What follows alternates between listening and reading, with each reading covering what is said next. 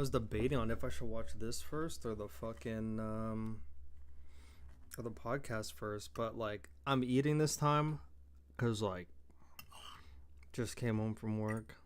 I am starving. My head's throbbing. So I'm gonna watch this Shotzzy I'm gonna watch the Shotzzy thing while I eat. I like some entertainment while I eat, and then after I'm gonna probably watch a podcast vibe. By then people should be in the chat. Vibe out. He's so special that it's like like you can't do what he does. His game breaking like thought process, the way he handles himself mechanically. Yes, what he does. He's a little damn freak. I think he's one of the most stand-up players ever, and truly a genuine prodigy, an actual phenom. It feels like he cannot miss. Oh, he cannot miss. He cannot. What happens when a player is so good he breaks the game in the process? That player is Shotzzy, a two-time Call of Duty World Champion and one of the greatest players in history. Shotzzy is the most impactful player on the map. But what if I told you all this success nearly never happens because Shotzzy's professional career started in Halo? So how did he switch games and change the Call of Duty landscape forever? To answer this, we need to go back to April 2018 when Shotzzy won the Halo World Championship at just 16 years of age. This win was followed up with a second victory at My father chose me to succeed him. What? To his decision until death. What? HCS New Orleans, and the stage was set for Shotzzy to become a future all-time great in the esports. But this success would not last forever, because it was soon announced that HCS would no longer be supporting tournaments for Halo events until the release of Infinite. After a disappointing 4th place finish at HCS Worlds, Shotzzy had a tough decision to make: continue playing Halo professionally and earn less money, or take his undeniable talent to a different esport. In the end, Shotzzy would soon find the perfect game to get his career back on track. Shotzzy had now turned his focus towards pro Call of Duty, but due to age restrictions, he would have to wait almost a year before being eligible for the league. But that did not stop him from proving himself in other ways. Alongside S&D grinder Illy, Shotzzy was able to win a decent amount of online tournaments. This led to the 2019 Amateur Finals, where Shotzzy was finally eligible to compete. This was his opportunity to prove himself to I probably everyone watched those after S&D getting scrims gassed up not to even high heaven knowing by large swathes of the community. However, that was him. Shotzzy didn't have the LAN debut that he was hoping for, as he placed top 48 with a pickup team. And the concerns Pharaoh, didn't stop there for Spart, Shotzzy, Manny, what the fuck? as he placed That's an interesting team. Him, Pharaoh, Spart, Pacer. top 48 with a pickup team. And the concerns didn't stop there for Shotzzy, because with the announcement of franchising heading into the new season, his opportunities were very limited indeed. Yeah, anyways, I basically signed a multi-year with Halo, Splice back in Halo. I was gonna be on the Toronto bench. He basically gave me the options. He was like, yo, you gotta you're gonna be on the B team, but you're gonna work your way up, essentially, right? And obviously, any opportunity given to me at that point, I was down for whatever. Of course. Shotzzy began to lose all hope of starting for a franchise, but he would soon get an offer that changed everything. I know it's a big risk for a team to take a chance on an unproven player like me, but I'm going to show everyone what I'm capable of. So Hook took a 100K plus salary cut to make this team happen. Shotzzy was officially on the Dallas Empire after teammate Hook did everything in his power to make the move happen. Hook, of course, former Halo. Nah, bro, that means Hook's his fucking godfather then. That means Hook's his godfather. Just fucking fathered him, took a chance, took a 100K pay cut. That's like, for like a lot of like low class working people, that's like 2 years of work. He gave up to fucking take a chance on his homie who he thought it was good. And I guess it paid off because it won champs. Player himself knew exactly what talent Shotzzy possessed. Hastro. With the Planet Fitness Black Card, get access to tons of equipment in our clean and spacious I'm going to gym. hell Bring with a friend these. for free. This Enjoy is massage chairs and insane. more. That's the Later second confirmed one. that Shotzzy's buyout from Splice was indeed hefty. Seeing lots of talks about Shotzzy's buyout, it was much more than what is being reported. Definitely the largest investment we have ever made into a rookie player in our 13 years. The whole team was a large investment. No regrets at all. Shit, well, paid off for you, buddy. Paid off for you. Stressing how much faith Hook had in him to succeed. Others, however, were still skeptical of this move. Will it work? And is it really a good decision for Dallas to make at this point? Is it worth the investment to go with somebody who has played at one Call of Duty LAN and finished top 48? There was only one way for Shotzzy to silence the doubters, and that was by proving it on the big stage. At the launch weekend in Minnesota, fans were going to get their first glimpse of his abilities, but his first impression wasn't exactly a good one. Across the 2 series he played, Shotzzy dropped a 0.7 KD ratio. His stat line on domination against Huntsman was one to forget, as he could only manage 12 kills and 34 deaths. Damn! Bro, I was just listening to his podcast with Attach, and I didn't get through it, but I got to the part where he was talking about how horrible he's playing at the beginning. Something about perks or whatever. He had on a perk he shouldn't have, and they told him to switch it, and then that's when things changed around. But I don't know. I have to go listen to that. 8-33 and a 5v5 is like, damn, bro. You really can't get any closer to 5v5. Shit. Alongside some of the greatest ever in Clayster and Crimsix. Maybe the main stage of his first Call of Duty event got to him a little bit. He's not nervous, bro. Rather harsh opinions of him by the community. And I think Shotzzy's a bust. I don't think he's ready for the CDL spotlight yet, and he probably won't be all the way until next year. From what we've seen out of this guy, even in the matches versus the average teams, he's not playing that well. This guy is just getting destroyed on the main stage. He had one of the worst maps I've ever seen a player have ever in my entire life in the last 10 years of Call of Duty, going 8-32 in domination or something like that, just getting destroyed. Unfortunately, this slow start to his COD career would continue. I did not know Nameless said that shit. Shotzzy 15 and 25 again, not what you kind of wanted to see. Damn! But, you know, a minute and 12 in the hill. And it was here where Shotzzy against London too is crazy. One of the toughest moments of his young career. He ain't going anywhere because he is through to the semi-finals, my friend. Oh yeah, this is that awkward ass interview, bro. Where he went to. I'm gonna be bringing the same, just the same individual skilled player, or just the same. He was so nervous, bro. We've seen him come into this one as a new guy. That was an iconic iconic interview. I mean, I'll never forget the crowd in London shouting at him saying, "Go back to Halo!" Like literally screaming, "Go back to Halo!" to Shotzzy when he wasn't performing. Like this amount of backlash for any young player could be crushing, but Shotzzy was different from other rookies and had the so right crazy because now everyone's on his dick succeed. now. You know, obviously it was not a good start, and then like I got a lot of criticism for it, but I kind of just put my head down, work towards that goal, which is like being better individually and better as a teammate. And eventually, his persistence paid off. At the LA home series, Shotzzy was one of the best performers at the event, helping Empire reach the final. That's it. Assault is down.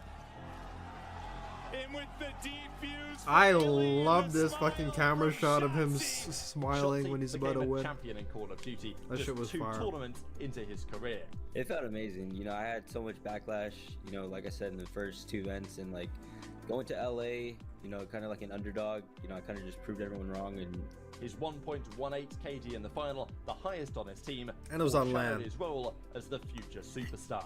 And it was on LAN. Continue to get better for Shotzzy and the Empire. With the switch to online due to the pandemic, Empire were able to win their 2nd home series of the season, taking down FaZe in the final.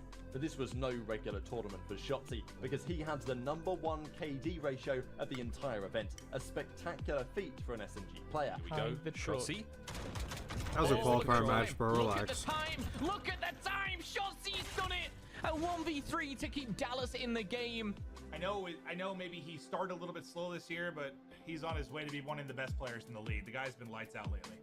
From being one of the worst players in the league to now one of the best, this drastic improvement caught many off guard. He has now turned into one of the top players in the game once he swapped over to Dead Silence from Trophy. His impact on the map cannot be ignored. The man is an absolute monster. Once he got rid of Trophy Smoke and he was thinking too much and having to make... There's no guy out there that doesn't own a pair of these shorts. Bro! Wrong, Where all his ass coming from? Objective plays. He is literally like... Wait, but isn't it crazy how they made him run a trophy? They made Shotzzy run a trophy. Insane, bro. Not his play style. But, like, I get it. He's, like, new to the team, and he knows all these other players have been playing COD for a long time, so he's probably like, oh, yeah, you know, like, I'm just gonna, like, do what I'm told, but, like, he could have been like, fuck that. And he wasn't just done there. To this, but Shotzzy, He's trying to be a team player. My, how he has improved over the course of the year, and he's going to start it off with 3 in a row. Gonna take his time, plays it patiently. Hello, Temp says hello. He's gonna pop the smoke. Use the dead silence. The finesse challenges back. Is able to win it. Now it's a 1 versus 1. Shotzzy going for the 1v3. Just has to play his life. Shotzzy makes the play. The trigger discipline on the bomb. At the second London home series, Shotzzy helped his team win again, cementing Empire as arguably the best team in the world. After dropping the best KD in the final yet again, Shotzzy was selected to the Scuff Team of the Week for the second time. Hold up. Yet again, 1.5, 1.5, 1.2. Shotzzy was selected to the Scuff Team of the Week for the second time. But it wasn't just his in-game ability which saw major improvements over the year. Shotzzy from the beginning of the year to now is a completely different communicator. He's like, in Halo, I didn't have to say anything. And it's like, yeah, in this, you have to say everything, you know? Shotzzy was the complete package, and his hard work was rewarded. So, without further ado, ladies and gentlemen, your 2020 Call of Duty League Astro MVP is going to Shotzzy. You know, I had such a rough, launch weekend, and, my teammates after that launch weekend, they knew I could regain. 1.06. And just, come back with fire. And then, so funny because like a 1.06 not even crazy. Shotzzy for me just continues to get better and better and better. His progression throughout the year has been second to none. He started off with a lot of people questioning him, myself included, and he's completely surpassed everybody. Yo, Neymar literally and he's been cooked this shit from there on out. Point has to make the contest happen. It smokes. It's going to be the MP5s and the A's. That just goes. Don't judge someone after one series, bro. He finds another. He keeps getting these kills. Shotzzy with 3, almost with the knife. But the job was not done there, because there was still actually one not after tournament one left series, which would but decide who was the best team in Modern Warfare on the championship weekends. The final event with 5 rings and $4.6 million up for grabs. And if he does win the whole thing, there's a lot of cash in that tourney. Competitive, I think, in esports history to win 2 world championships on 2 separate games. Unsurprisingly, it was the 2 best teams matching up in the winners' final, Atlanta FaZe and Dallas Empire. The series went all the way to a map number 5. Empire clutching up. Priesta, dead silence will turn it into a 1 versus 1.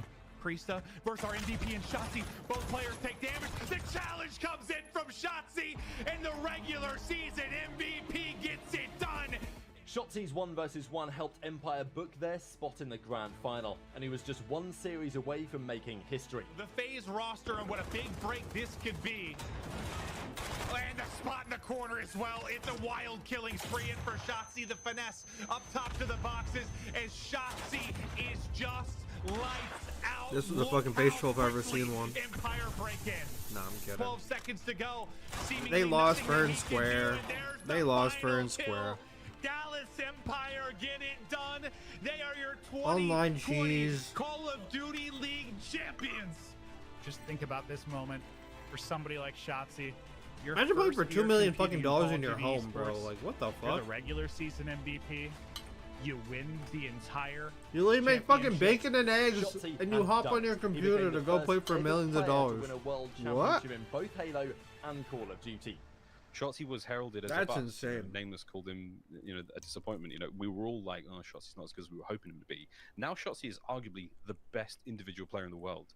Whether it was exploiting the map with nerd spots or jumping on top of doors, Shotzzy made Yeah, it you guys clear that he fucking was judged him way not too going to early. be any ordinary player.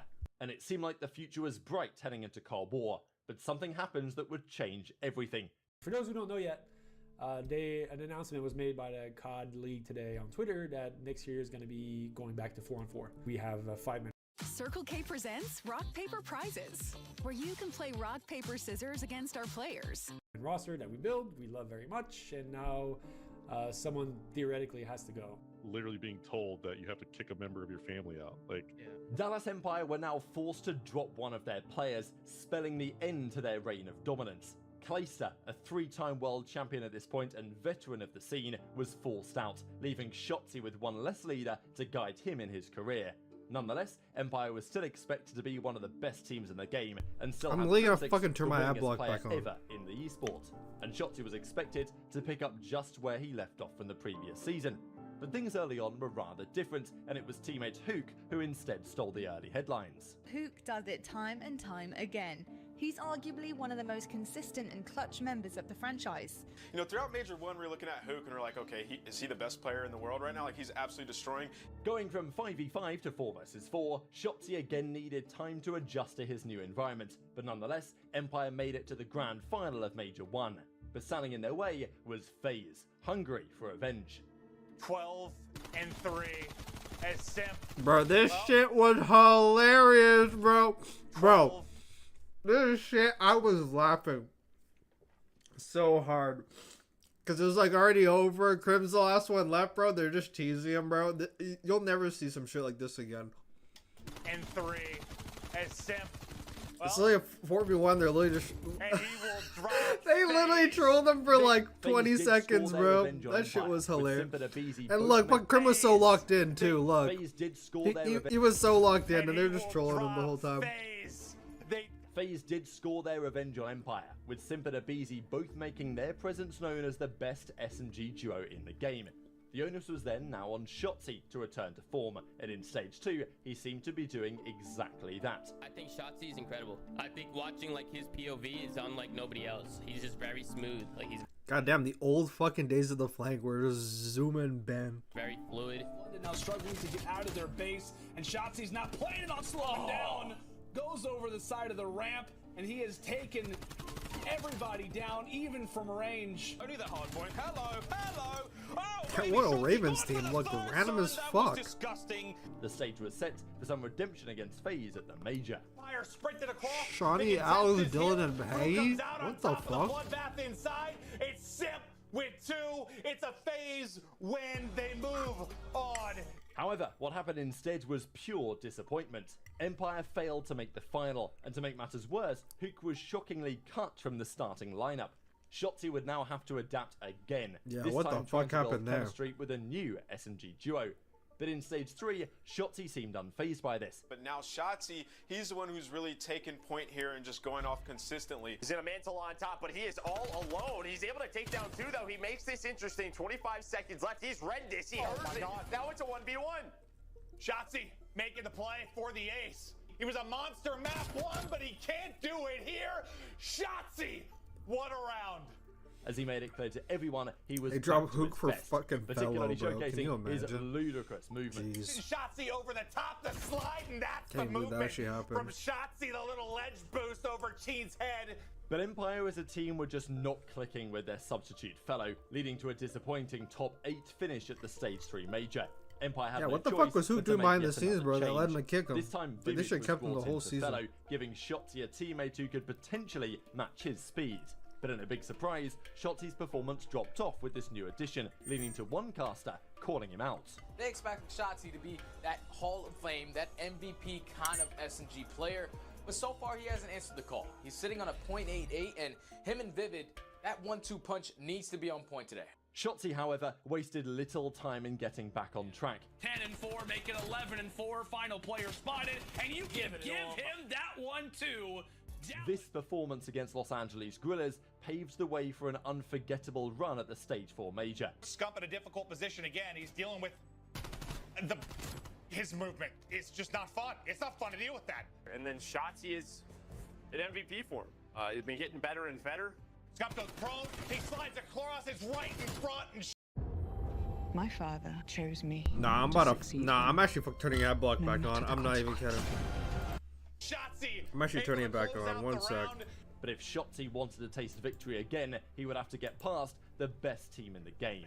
I'm turning this shit back on, bro. Forward, but it's aBeZy there. Illy last player left alive, and it's a 2-man hit. And with that, Atlanta FaZe have finally done it. Once again, FaZe emerged victorious, taking their 3rd major of the season. And while Shotzzy was back in MVP form, Simp and aBeZy were still untouchable in the league at this time. I mean, if it wasn't for Atlanta FaZe Fucking, and what they that's were illy, doing, bro. I mean, Just breaking he shit. could have been the MVP of that event, honestly. As the World Championship arrived, Nah, here I'm throwing this one on real quick. able to close out the round. But if Shotzzy wanted to taste victory again, he would have to get past the best team Ad in the blocking. game.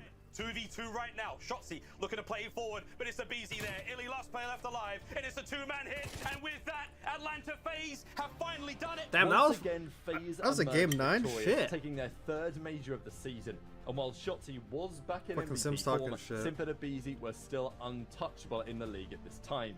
I mean, if it Scratching wasn't their for Atlanta heads. FaZe and what they were doing, Bro, I'd hate having he Lee as a could have been teammate the just because MVP of how he that event, fuck. honestly. As the world He champions li- arrived, reigning he's always champs Empire breaking were relying shit. on Shotzzy more than ever to help them to He like overcome super FaZe. rages. Able to clean things on up, and that 20 seconds is going to be big. As Shotzzy just not slowing down. The MVP from last year was absolutely. What's this guy doing? Shotzzy staying alive. What? Finds number 7, an MVP candidate. Finds number 8. Shotzzy trying Come on, to me, end I'm the eating. game right here. Vid Empire survive. I need to eat. Shotzzy was dominating. This is the winners finals rematch. I hope you're not like the other guy. Like, why are you watching old shit? This is it. This is quite Well, literally that's the a dagger stupid in the question. back of Dallas here. That kill seals it. Atlanta FaZe 3-0.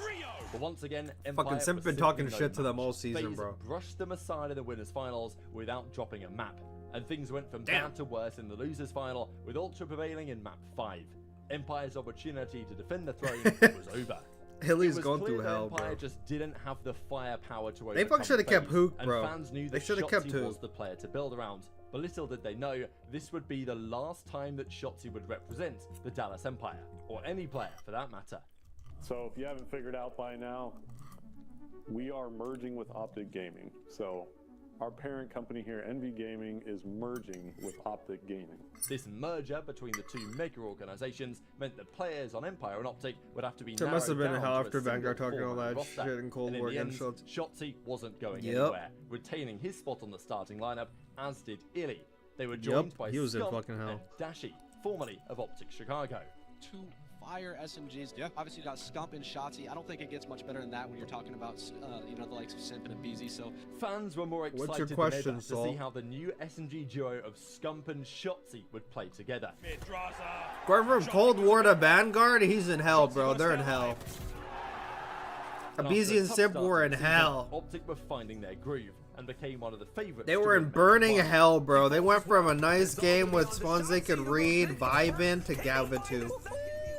I mean, the guy To is just fucking cracked at all Gavitu, bro. times, and I It went love from seeing him garrison play. control to I just wanna see more Gavitu Shotzzy control. consistently, so yeah. Trying to clear They're away in right now, shambles. protects a few players off spawn, but Shotzzy, it feels like he cannot miss. He cannot miss. He cannot miss. In a row, looking for the final one. He's knifebound, and they just dominate. Fucking Optic Gavitu found might be my themselves least down favorite map 2-0 of all time. to none other In than Confederate Atlanta Roof. FaZe themselves.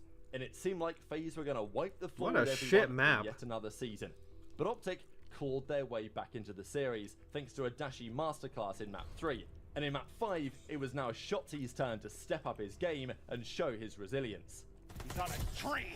And there's the first Yeah, I'm sorry, blood, the and that's fucking a big black one. and Gonna they're be just easy out of devouring it. this chicken. Wraps back to his squad. We're working toward this side, but it's Shotzzy making Oh yeah, I just watched this a week ago. Yo, Murray, what's good? There's the ace for Shotzzy. Sarah Murray. Optic booked their spot in the grand final after going an entire Not year gonna without lie, a win. when Optic This actually was Shotzzy's won this opportunity to major, taste shit was victory hype once as again. fuck. Contend with a full might of Shit fate. was so With hype. Shotzzy. What was that angle? The bomb doesn't get planted. Stumpy flies in. Shotzzy on the outside. Abizi the last one up. And it's Dashi. Optic Texas were Major 1 champions. It seemed Shotzzy finally had the superstar teammates around him to take down the elusive FaZe roster. Dashi claims the MVP. He had him in trophy, Cold War and it too, looked bro. like Shotzzy was no longer the best player on his team. Is this What World War Shotzzy did II? The following stage reminded Ooh, I everyone love Billie just Eilish how in the good he background. was. Shotzzy is the Goddamn, I most wish she was actually here. impactful player on the map. Oh, okay. Period. There is no weak points on Optic right now. Yeah, there's no weak points. To have arguably the best AR Gavitu is the and reason best Optic SMG lost to on one Florida team, Major 2. Optic I were still once remember again that shit favourites to spawn. win the major. Shotzzy is 10-2 to kick things off in Shit his 11th spawn, defeat. shit map, shit map designer who made it. These will find a break. And for all the time, my God, Shotzzy. I mean, when he's hitting the shoulder and coming in. Whatever map designer, ooh, big Gavitu. Hell, bro, hell. Shotzzy with a three-piece. But in a massive shock, the team Is this crashed World out War in sixth II? place. No, bro, With this is many fans Vanguard. wondering what caused the sudden decline, they soon got their answer. Shotzzy's long-standing teammate Illy had been suffering from a thumb injury, preventing him and therefore the team. Hold on, I just gotta clarify. Best. I'm not a Billie Eilish fan. I just had the poster. I just went to Walmart, bought posters, put on my wall. Illy did attempt to play at the That's following it. event, and things seemed promising. But Illy's thumb injury returned, forcing substitute General to step in for the rest of the tournament. Ultimately, Optic failed to make the final. There was like a person in one of my YouTube comments like, as Illy remained on the sidelines, you want to talk with the Billie Optic Eilish picked up poster? another I'm amateur like, player in all right, Prolute bro, for go the to time hell. being. Despite being relatively unproven, oh this yeah, game seemed to hinder he's great. I have his performances songs, but I as don't they fucking play her cruised to every a day. You know, 4-1 I'm not like a record in fan. qualifiers. I'm just like a Shotzzy, fan. in particular, was a standout performer, leading many people to give him the title of best in the game. Behind the whole squad. Oh my Bro, God, fuck Shotzzy was hell for fucking phase, bro. Imaginable. Again, a little bit of help from his teammates. There's been so many arguments who's the best player in the game at this moment in time. A lot of people will say Shotzzy. However, all this momentum for Optic was Now I'm done eating. short-lived. I could vibe Optic now. crashed out of Major 3 in 6th place once again, with Prolute's inexperience on LAN seemingly a major factor. And while Illy finally returned to the starting roster for Stage 4, the damage had already been done. Every other franchise had built chemistry and an understanding of the game. This troll-ass season took years off my life as an Optic fan. Drama. At the World Took years off my life as a LA FaZe Thieves fan. showed No, I'm Optic kidding. levels, I'm not a FaZe fan. demoralizing them in a quick 3-0 fashion. From placing But damn, first they at lost so Major many 1 to finals. now crashing out of Champs in 4th, Optic's Vanguard season has gone down in history as Damn, one of Octane the literally fucking biggest what sent ifs. them home Had and he went been like, fully what? healed for the entire Actually, no, he put season, some in the loser Shotzzy may bracket. very well have flourished into the best player in the game. I don't mean this disrespectfully, but he just fell off in the later half of the year. I mean, it's obvious. But if he wasn't as good, or if he wasn't doing as good as he was earlier in This the year, game's dog shit. It would have been hard for me to put him in the top 5, if we're being honest. MW2 was a redemption season for not only Shotzzy, but for the entire I almost Optic like team. don't The even things- like I don't even like really hold many like after Cold War. Like the next 2 games, fucking Vanguard and MW2, it's like it's so hard to judge pro players on those games. Those games are just ass. Obviously, there's like glaring mistakes you should not make, whatever. There's losses, whatever. But these games were horrible. They're playing fucking MW2 with no dead silence. They're playing Vanguard. Didn't exactly get off to a great playing start. Gava 2 because in the Control, bro. off-season, Optic appeared to have dropped Dashi and Illy Like, from the what the roster fuck? before changing their minds and picking them up again. We didn't really give ourselves Yeah, a they fair chance. changed their mind on the Bruce thing. I Run forgot it about back one shit more was year and funny. see what we can. Rumor has it that had These Scott were the only not team that changed liked his that mind and shit decided to map. run back the Yeah, team, but they didn't even Scott like may it well till have like the end of the retired year. Then and there, potentially love leaving Billy the Shotzzy Fuck, yeah, to I leave do Optic too. for FaZe. I definitely wanted Her to go FaZe 2018 because album of got the- me I mean, I've through already talked about this, senior but year. What sat the fuck thinking was her about, like, 2018 album? Retiring, and then I had no other, like, we just Oh, dropped was- in there and oh. ran in, so it was almost like I kind of just had no one. It was clear though Wait, that hold on, shit. Shotzzy What was did you opting say? for FaZe. Wait, what the fuck was her? What was her 2018 album? Is it that Is it the one where she's like, where she looks like she's like possessed, or like some shit?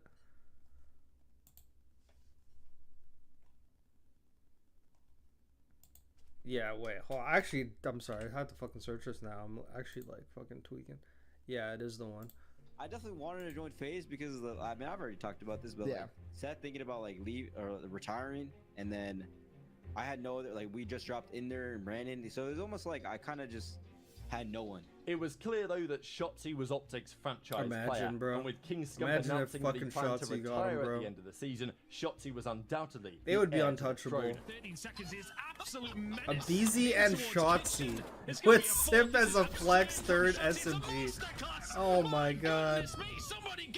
That shit would be broken, bro. That shit would be broken. Go look at Shotzzy's YouTube channel. He is crushing. There's no amount of money that is ever going to make me give away Shotzzy, right? Period. Shotzzy was one of the best content creators in Call of Duty, but this success also Yeah, led he's some leading the people to use it franchise against boy. him, using the term TikToksy whenever himself and Optic were to flounder. Unfortunately, at Major 1, Optic did exactly that. They suffered an embarrassing top 12 finish, leading Dashi to be controversial. yeah, bench like, for Hook. the fucking All Mutineers signs were their pointed fucking towards another boogeymen for a while. disastrous season full of roster shuffles. As Scump Octane decided and to Kenny retire ran our early shit. from Every fan competitive wanted to play, punch a and wall just a after month later, seeing them Illy laugh was benched mid-series. for his underperformance at Major 2. In the midst of all this chaos, Shotzzy was forced into the limelight as the face of the team and the player who fans if I'm could a always player, rely on. The new king of this Optic roster. I'm looking at Shotzzy to step it up though for this team. if I'm a player in between matches and I'm looking over, I'm seeing fucking Kenny fucking laughing, doing that laugh he does when he's fucking winning and shit. I'm fucking turning up.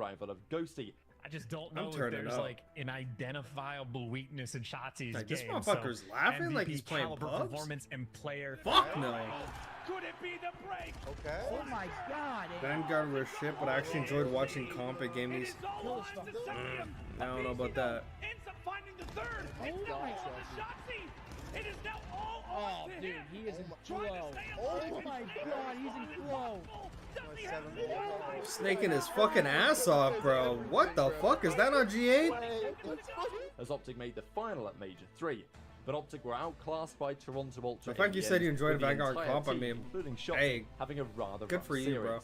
bro. Shotzzy, however, redeemed himself at the following major and had his chance. All it took was like a long Saturday on like a fucking Vanguard tourney when you're literally watching fucking Gavin 2 Control for like the 8th time. You're just like checked. You're fucking checked. To bring glory to the green wall yet again. It's up to Shotzzy. Thank God Scum saved us by not retiring, bro. If he retired, bro, fuck, Shotzzy would have been on phase. Your guys' whole trajectory would be so fucked up. Your whole trajectory would be fucked. Gets one, Trees damage, not enough to get the third player, and that's it. It's done. He doesn't get the kills. It's over. The Thieves, they stack it up. But LA Thieves proved too hot to handle on the day, and Shotzzy would have to wait a little longer before lifting another trophy. With 2 finals out of 2, those teammates were so getting good for closer draws, and closer to a championship, and fans could sense that something special was about to arrive.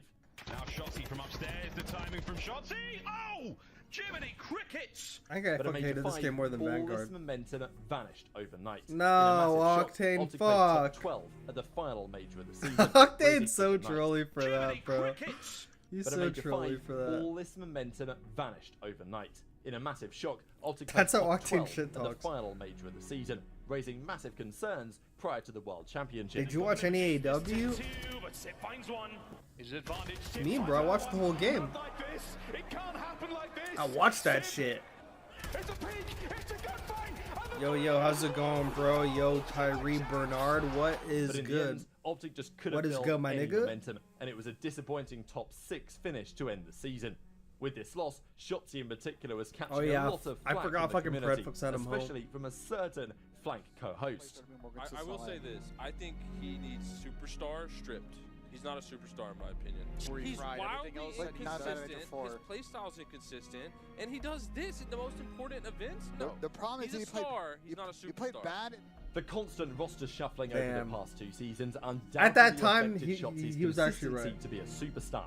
With new reinforcements arriving in prey, at that time he was right. It was now or never for Shotzzy to deliver a world championship to the Oh Green damn, Wall. we're already on MW3. Damn. I have nothing but good things to say about this we game. just speed ran this shit. Everything about it's got like. But some had already written the roster off before the season began.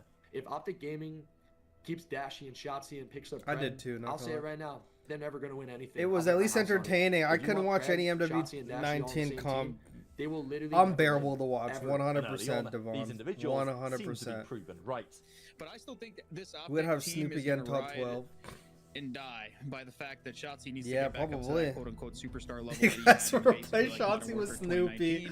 Optic Oh had placed my only god. third at the first major of the season. That and would the be decision to fucked, place bro. Your Dashy in a trajectory more would have went in the objective dirt role if you didn't have raised a Shotzzy, few bro. concerns. And I think Dashy was the last person on this squad who should be changing his mentality to play for wins. I think it's clear-cut at Shotzzy. He's the one who needs to change his play style. Shotzzy over-positions himself in a play. Like, he just, like, tries to get into spots, or he tries to do things that are just, like, out of the ordinary, that are just unnecessary. Regardless of the opinions of some individuals, Optic trusted their game plan, and it was slowly paying off in Stage 2. Immediacy. Optic need to get these players off of A. Shotzzy's still the cutoff man, but no one else on his team is repositioned. Shotzzy. As the team went undefeated online, heading into the major. This time, Optic made it all the way to the grand finals, and standing in their way was a familiar opponent, Atlanta FaZe. Oh, yeah, I swear Sim dropped that 13 kill streak Karachi on him. Seasons. problem here too for Shotzzy. Oh, yeah, He's trying to get players around him. Look at the part. mini map. He's gonna try to find this second. Now Bomb is down. You got eyes right on Bomb. He's gonna check the corner. Oh, he didn't check it. Doesn't clear the corner. But this time with the recent upgrade of Draza, who allegedly turned down playing with Optic to join FaZe instead, Optic were dismantled, and Shotzzy did not have the greatest stats of the major with only a 0.93 KD. Superstars came away with it, Tom. Yes. After this event, at least, I'm thinking Shotzzy going down to Star and Kenny up to All-Star. Shotzzy, however, bounced back immediately in the following stage, providing Optic with the slaying power to win 6 matches. Was just watching your last vid and saw you were live. Thought I'd slide through. My guy. Some might notice is it shows notifications on my phone that I'm live, but I don't think it shows them on the computer or anything. The season, so it was going to take a special player Shout on out the for team checking out to my last finally video. take them Appreciate down. you. Yeah, it feels like deja vu. We've been in these scenarios over the years. Since I'm uploading content, try to make it to the weekend so I can get back to my analysis videos. Just have not had the time to make any analysis videos. Because I actually like putting effort into that shit. And I'm like, what game do I talk about? I gotta do that Ultra fucking LA Thieves game 5. That's the first one on my docket. Motherfucker will be playing with Dashy for getting rotations, yep. That Major 2 was so winnable, but we ain't have the chemistry yet. Nah, FaZe were the better team at the time, GG's.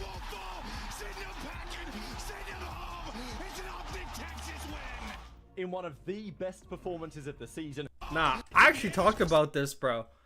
I'm not talking about this fucking tourney, but fucking Shotzzy, bro.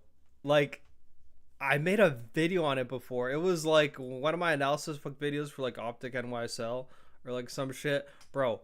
Watch when he won the World Championship. Go back to his Splice World Championship win in Halo, bro.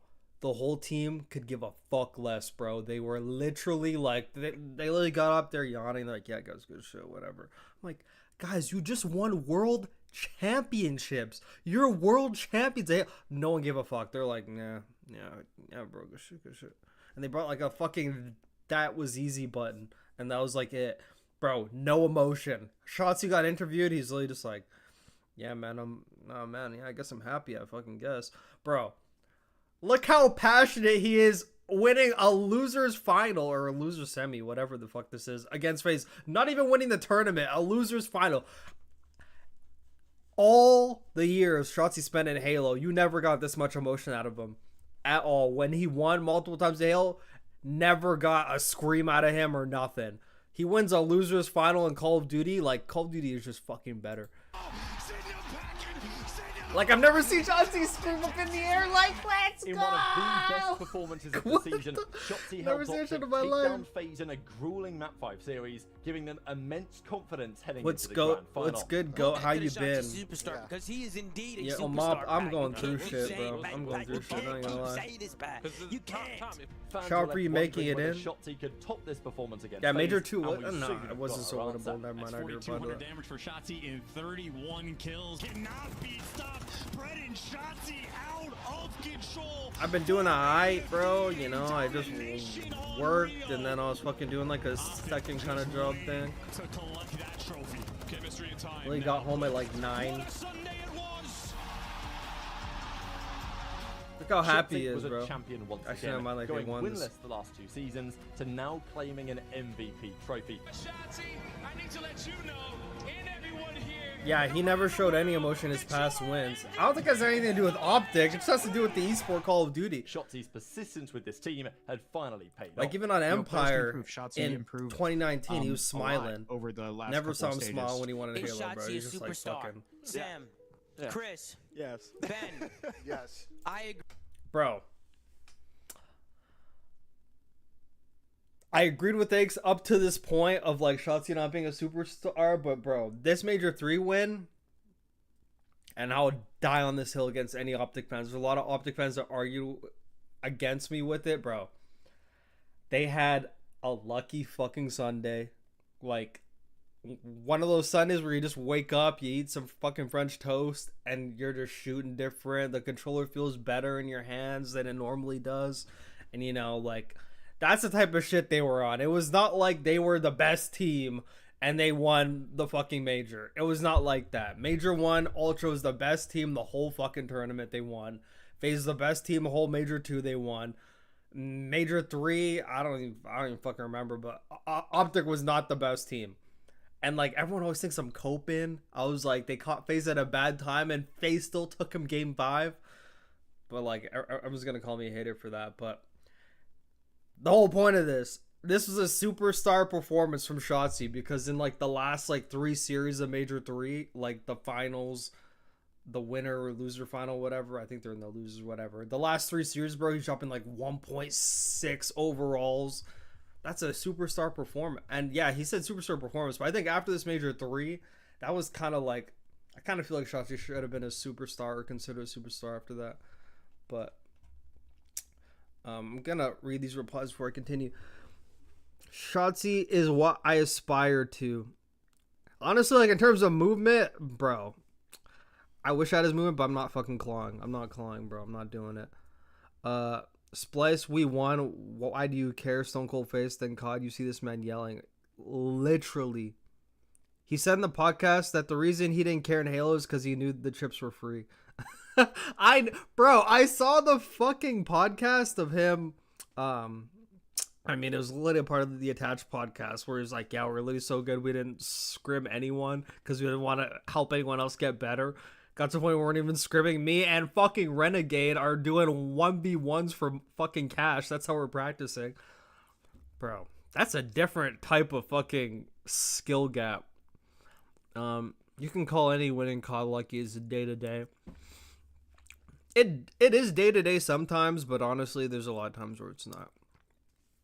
That's Copium. They went 6-1 Major 3 and then lost to Ultra.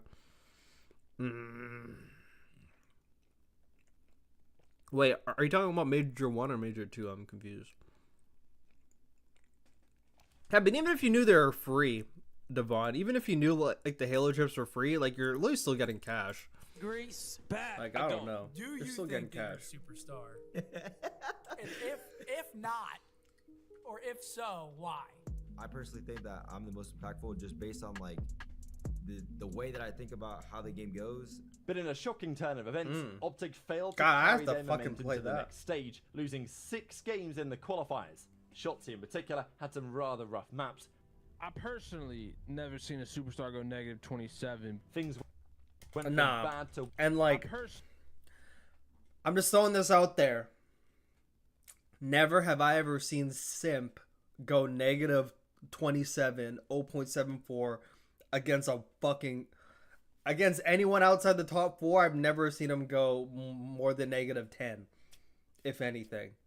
Negative 74, granted Shotzi's playing a way different play style, whatever, but I ain't never seen Simp do that. I'm just saying.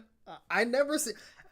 Somebody go back on all phases. I've never seen that in my life from Simp. I've never seen that in my life. I don't know. I'm just saying. I've never seen that. Superstar go negative 27. Things went from bad to worse for the team as Optic finished Major 3. Major 4. They were not the best team. I don't care if they won 6-1, bro. You literally watch those games. They were not the best team. From finding their momentum midway into the season to bombing out towards the end. Oh, I'd be hype if I won a world championship, especially at 16. But I guess he just didn't give a fuck.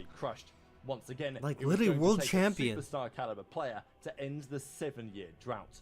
What would it mean to you to bring home the 2nd ring for Optic? Yeah, I just want to win it for the Green Wall, just because, like, they obviously show so much support. They're always there, just going crazy. Optic are starting to work on forward. Got a challenger to Siege. We'll see you later. Lovely stat line leading into the map, but he's gonna be the first one to be picked. Shotzzy snap it back. Give him another. Stabilize the left side of the map, looking for B2. Oh, and Shotzzy starting to get I really wish Optic got Ultra in, like, round 2 at fucking champs or some shit. If they got fucking Ultra for, like, phase. Heard the death touch on it. Shotzzy has to be an X factor, and right now, sneak through the B side of the map, and maybe a chance to get a couple extra kills and create space for the rest of the Optic team. And Shotzzy finds another double. And this is what Shotzzy does, man, just playing for him, but the timing is even better. Cruise missile now. Oh, bro. Even better. 28-9, we're getting on A. 1v2, just down to Sim. The green wall can feel it! And the green wall are gonna have a chance. Shotzzy was once again in the finals of the World Oh, Championship. fuck, but Pred's this so time, hilarious, he was bro. not participating from his bedroom. The stakes were much higher, and the pressure from the green wall had reached its They were the limits. best. They produced. It's all about the Man, I'm not having that shit, man. I'm not having that shit. Can't call it dead silence. Shoes. They were the best. They proved it by beating FaZe Game 5. To be honest, it should have been 3-0. They trolled map 3 high rise and then allowed them to get back to the shoes. Bro, my argument is that FaZe just came off the most heartbreaking Game 5 Round 11 loss to their rivals. Like, every pro will tell you, any person who's ever competed will tell you, you come off a heartbreaking loss and then you're forced to play like literally 20 minutes later. Like, have you guys ever played like a pub or like a tourney, S&D tourney, GB, something like that, and you lose a fucking game and then you have to go to the next game, but like you're thinking like, man, I should have won that, man, if I just did this a bit fucking like all that shit's on your mind. You gotta regain in 20 minutes off a hot Optic who just like won their game earlier. Like, Optic should have won that 3-0. The fact that it went Game 5, like, they were dominant. They dominated the first 2 maps. The fact that it even went Game 5. The fact FaZe even brought it back to game number 5 after that demoralizing loss. That spoke more volumes to me than Optic beating them or whatever. Like, they should have 3-0'd them, especially with the state they were in, and they just piss slammed them the first 2 maps. Why didn't they win the 3rd map? I don't know. But I will die on that hill, though. Quiet door, free first blood, and bomb down. Oh, and he spots the next. We get a recovery, but there is absolute madness. Oh, goddamn, ready on COD Champs to this fucking story of Shotzzy. What the fuck? And it's another round. That's the camera shot of all time. To happen. New York are down. Shotzzy was a 2-time world champion in Call of Duty. Damn, did I fucking miss this whole Halo thing, bro? They spent like 2 minutes on that shit, and that was it. MVP of the 2024 championship is Shotzzy. But his legacy goes far beyond just accolades and prize money, because Shotzzy well and truly changed the way Call of Duty is played today. From the moment that he stepped up into the league until now, Shotzzy has blown our minds on multiple occasions. The trusted heir to Scump's throne delivered at last. How do you want Shotzi's legacy to look when it's all said and done at the end? Just try to figure the game outside the, and I'd say just a person just trying to have fun playing video games, and it's not all about just winning all the time. So. Aw, that's so damn. That was already the world champion who disappeared. That's crazy, bro. I don't want to watch that one. That one's fucking depressing. I'm not even gonna lie. That one's fucking depressing, bro. I gotta go on I gotta turn off the ads, bro. Okay, good. I didn't turn them off. That's good. I actually wanted to play, bro. I gotta throw these fucking dishes in the sink. So what's FaZe's excuse for Major 4? They were 9-0 map count on LAN, then they got bought by NY all of a sudden. There's no excuse. They're literally just ass. They were just ass that they forgot to play hardpoint. I don't know what to tell you. I don't know. They just fucking trash. Bro. That thing, bro, they played 6-star. They beat him on it in the first round. Played him against it in finals. Forgot how to play it. I don't know what to tell you, brother. I don't know. They just fucking sucked. Only thing about this year compared to other years of Optic was they could actually recover and have some composure. I think that also comes down to Pred, bro. I just think it comes down to their team, bro. They got a good team of resilience, bro. They got Pred, they got Kenny, bro. They got players who, if they're down, bro, they can come back. To be frank, when has FaZe not come off a heartbreaking loss to Ultra? God damn. They've gotten ran by them on LAN the past 2 years since Grab joined. At a certain point, you can't blame it on that. No. Wait, so that major, that major 3 was the only time where they lost and they literally had to play the next game. They had no time to recover. Like, that's what I'm talking about. Like, them losing to Ultra earlier and then playing fucking later in the day, like, that's whatever. You got fucking time. But, like, it's like you lose to Ultra, round 11, 5-5, boom, boom. They do interviews. Like, you have, like, a fucking 15-minute bathroom break. Literally go play. Love Shotzzy heartfelt response. Yeah, fuck Shotzi's the man, bro. Like, this guy's, like, the face of COD. Illy had so much potential, but injuries and drugs did him, man. That's crazy. I'm not commenting on the drugs thing. Bays are choke artists, and I actually like most of the guys. They won't win consistently with their trio. Everyone's going to blame on the trio, and skill-wise, it isn't the trio. It's just specific things about the trio. I think it mostly comes down, me personally, with Cellium being a flex, or like him deciding that he wanted to be a main AR all of a sudden. Makes no fucking sense to me. Like, in Cold War, they were like frying. They had so much pressure on the map. He's engaging. He's matching fucking Abyss's engagements. And like in fucking Cold War, main AR were allowed to do main AR things. And then all of a sudden in Vanguard, he's like, you know, I just want to slow down now. Now his main AR is like seeing him in spots they're supposed to be, and they got to go do other shit. So just like the pacing of the whole team's off. MW2, they pick up another main AR. Slasher can't even be a main AR because Cell's in his spots. Like, that's like a small catalyst, but like that has something to do with it, bro. They had, for 2 years, they had 2 main ARs and 2 SMGs. Like, it's supposed to be 2 SMGs, a fast AR, and a slower AR. Like, and about the Illy with drugs thing, I mean, I can't even speak on it because I have no fucking clue, bro. But like, he's never personally commented on that, and he's probably not ever going to. But like, I mean, Hook actually came out and admitted that he took Addy, so they got beat after losing in winners. I can't read that. There's a heart in the way, bro. But losing. They got beat after losing in winners last year to Optic 2. MW2. I don't remember that game, bro. That game had no dead silence. I don't give a fuck. What is good, everyone? And I'm going to throw my dishes in the sink real quick. So just listen to this. I got to throw my dishes in the sink. Dante, a.k.a. Sib, formerly part of New York Subliners, now a part of Cloud9. He's a 2-time Call of Duty champion. One of the most talented players in the game. And honestly, the new generation of a superstar. One of the new superstars that we have. So, Dante, appreciate you taking the time and joining us today. How you doing? Good. How are you? You know, happy to be on here. Just finished some scrims, so. Yes, sir. Yes, sir. Getting ready for EWC, right? Yes, sir. So are you? Yeah. Today was the day off. So we're getting some content done, but of course it's back to the grind tomorrow. But how are scrims looking today? Were you frying? No.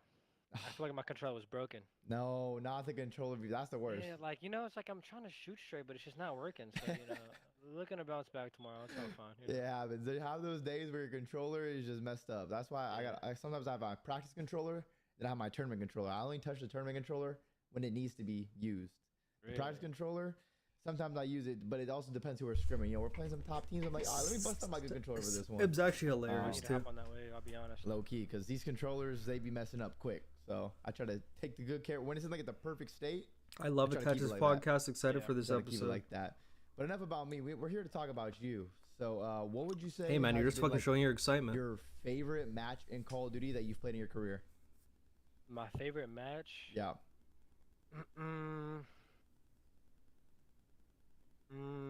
I would probably have to say probably versus Optic. Optic? Which one? You played Optic a couple times? Champs. Last year, okay, because you played Optic like every champs. Yeah. You knocked him out the 2 champs before. Yeah, last year was the best though. Well, not this year, but I'm pretty sure he is on something, but I'm just not going to say anything until I got confirmation. That would have to be. But yeah, he looks like he's on something. He looks like he's going through it, bro. I know you did 1v3 bro, them. Hold on. To close it out. 1v3 with the ace. Ace with the ace. Yeah. And Dante to me also is like the second straight shooter. I think he's a straighter shooter than fuck Dashy, honestly, me personally. Coursing through your body right there when you did that. I personally think he is. Yeah, it was. I think it was a lot more than. Bro, Dante is a shooter, bro. Like Dante is a shooter. Like, I think he's more of a shooter than Dashy. That's me personally. I think all of us just like know how straight of a shooter fuck Dashy is. So that's why we're all like saying, you know, straight a shooter. But like, this guy is a shooter. That's literally the reason why NYSL picked up this handsome man, is literally because he's a shooter. Dope. I'll be honest. It was a very good feeling just because of the rivalry we had with that team previously. And we were talking shit to each other in scrims a lot and stuff. And they got the best of me the last time we played them. So it felt good to really get them when it mattered. Of course. And you've had a couple. Okay, no, I just have to show us real quick because like you brought up the Illy thing. I got recommended this shit on YouTube, bro, and I was like, what the fuck? But I was like, oh, whatever, I'll watch it, whatever.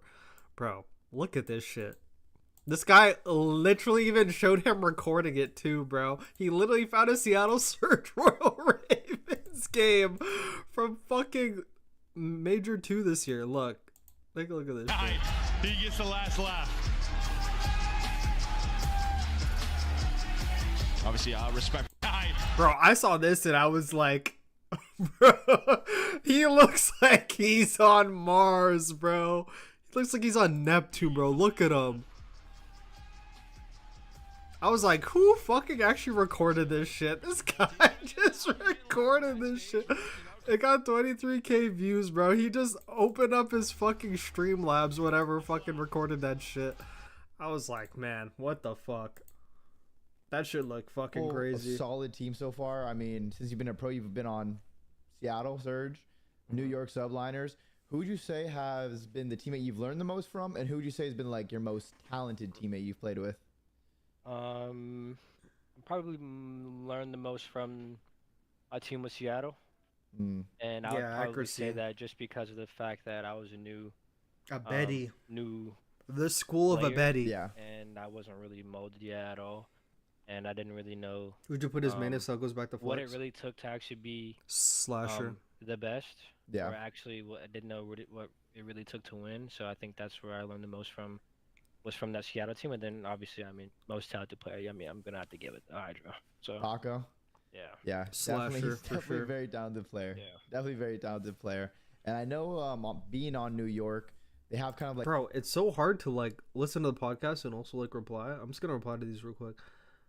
Don't name me a second sure. He has an argument, but I'll take Prime Bruce. I mean, if we're talking about primes, then okay. I'm talking about like right now. Right now, I'm taking Sib over Dashy. That's what I'm talking about. Who'd you put as main? Yeah, I just answered that. Slasher. I'm putting Slasher. I would pick Octane, but obviously he's fucking retired. I'm not picking RCDs. I think that ship kind of sailed. Yeah, I would do Slasher, honestly. I would do Slasher. Everyone's saying fucking Ghosty. I would do Slasher, or I would do Insight, especially since it's Black Ops 6. That's just me. And I'll tell Insight to speed the fuck up a bit. No shot, there's a video of this. Yeah, I know. He released a new one today. Illy looks faded. Bro, the listening is all I needed to see to know he was on some. When he was lapping, he was never tweaking like that. Like a crazy. I gotta go back and watch that fucking Seattle Surge. What's like a daily schedule for you, like on like a scrim day or even a match day? Like what happens? When does it start? When does it end? How does it all go?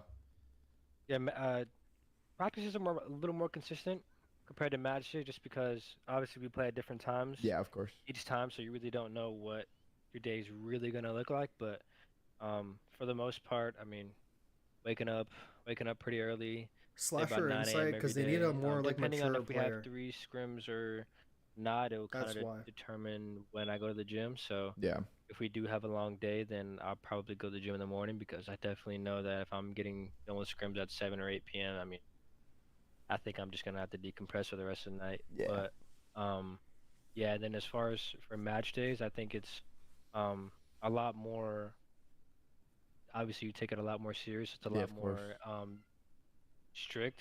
So like we have team breakfast every morning on match day. We wake up pretty early. Oh, that's and cool. then we all go to the venue together. We study together. That's all that vibey. stuff. So I think that's vibey. I'd love to do that matches, shit. especially like I think one of the most important things for at least for my routine is definitely depending on if I take a shower the morning of or the night before.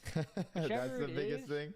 Yeah, whatever it is. I would do it the night that before. That shower, that that bathing period before you play, if it's the night before or the morning, Yeah. I think it's the most You have to important shower because like the that's night when, like, before, bro. If you shower the day of, it you actually kinda wake throws up you off and you're already sometimes. thinking about the game. You're already locked in. Like, it's just like It throws you off it's sometimes. just it's way better. Like, I feel like that's like such a pivotal moment in Yeah. my mindset, at least, especially like if I have an early day, for example, like Champ Sunday, they have to be there hella early. Of course, yeah, you have to be there. Right? Yeah, Like, super I'll early. shower the night before so I can get a little bit extra sleep, and then I'll just Yeah. obviously, like, all I have to do is skincare routine and Yeah. brush my teeth and all that Skincare stuff, and then I'm routine. good to go instead of having to take an hour shower. Like, it just saves Of course, an he has extra a hour. fucking So skincare Yeah. routine. I honestly think that shower is for most players is a pivotal moment, just because like you're already like, I mean, you're playing music, like you're already thinking about Yeah, you're what you're vibing doing out on the already. map, Yeah, you're like you know what I getting mean? He locked has a in. dog either. Yeah, so Yeah. I think the shower is the most, like, if there was Wait, real quick. NY should make this happen. Scrap Sib Hydra Kleenex, bro. You're fucking throwing names together. You're just like throwing fucking bro, that's not working, bro. Like, on paper sounds great. Hydra Kleenex part sounds great. Scrap and Sib can't be on the same team, bro. They play the same role. Fast AR kill, like, no, that's not gonna work, bro.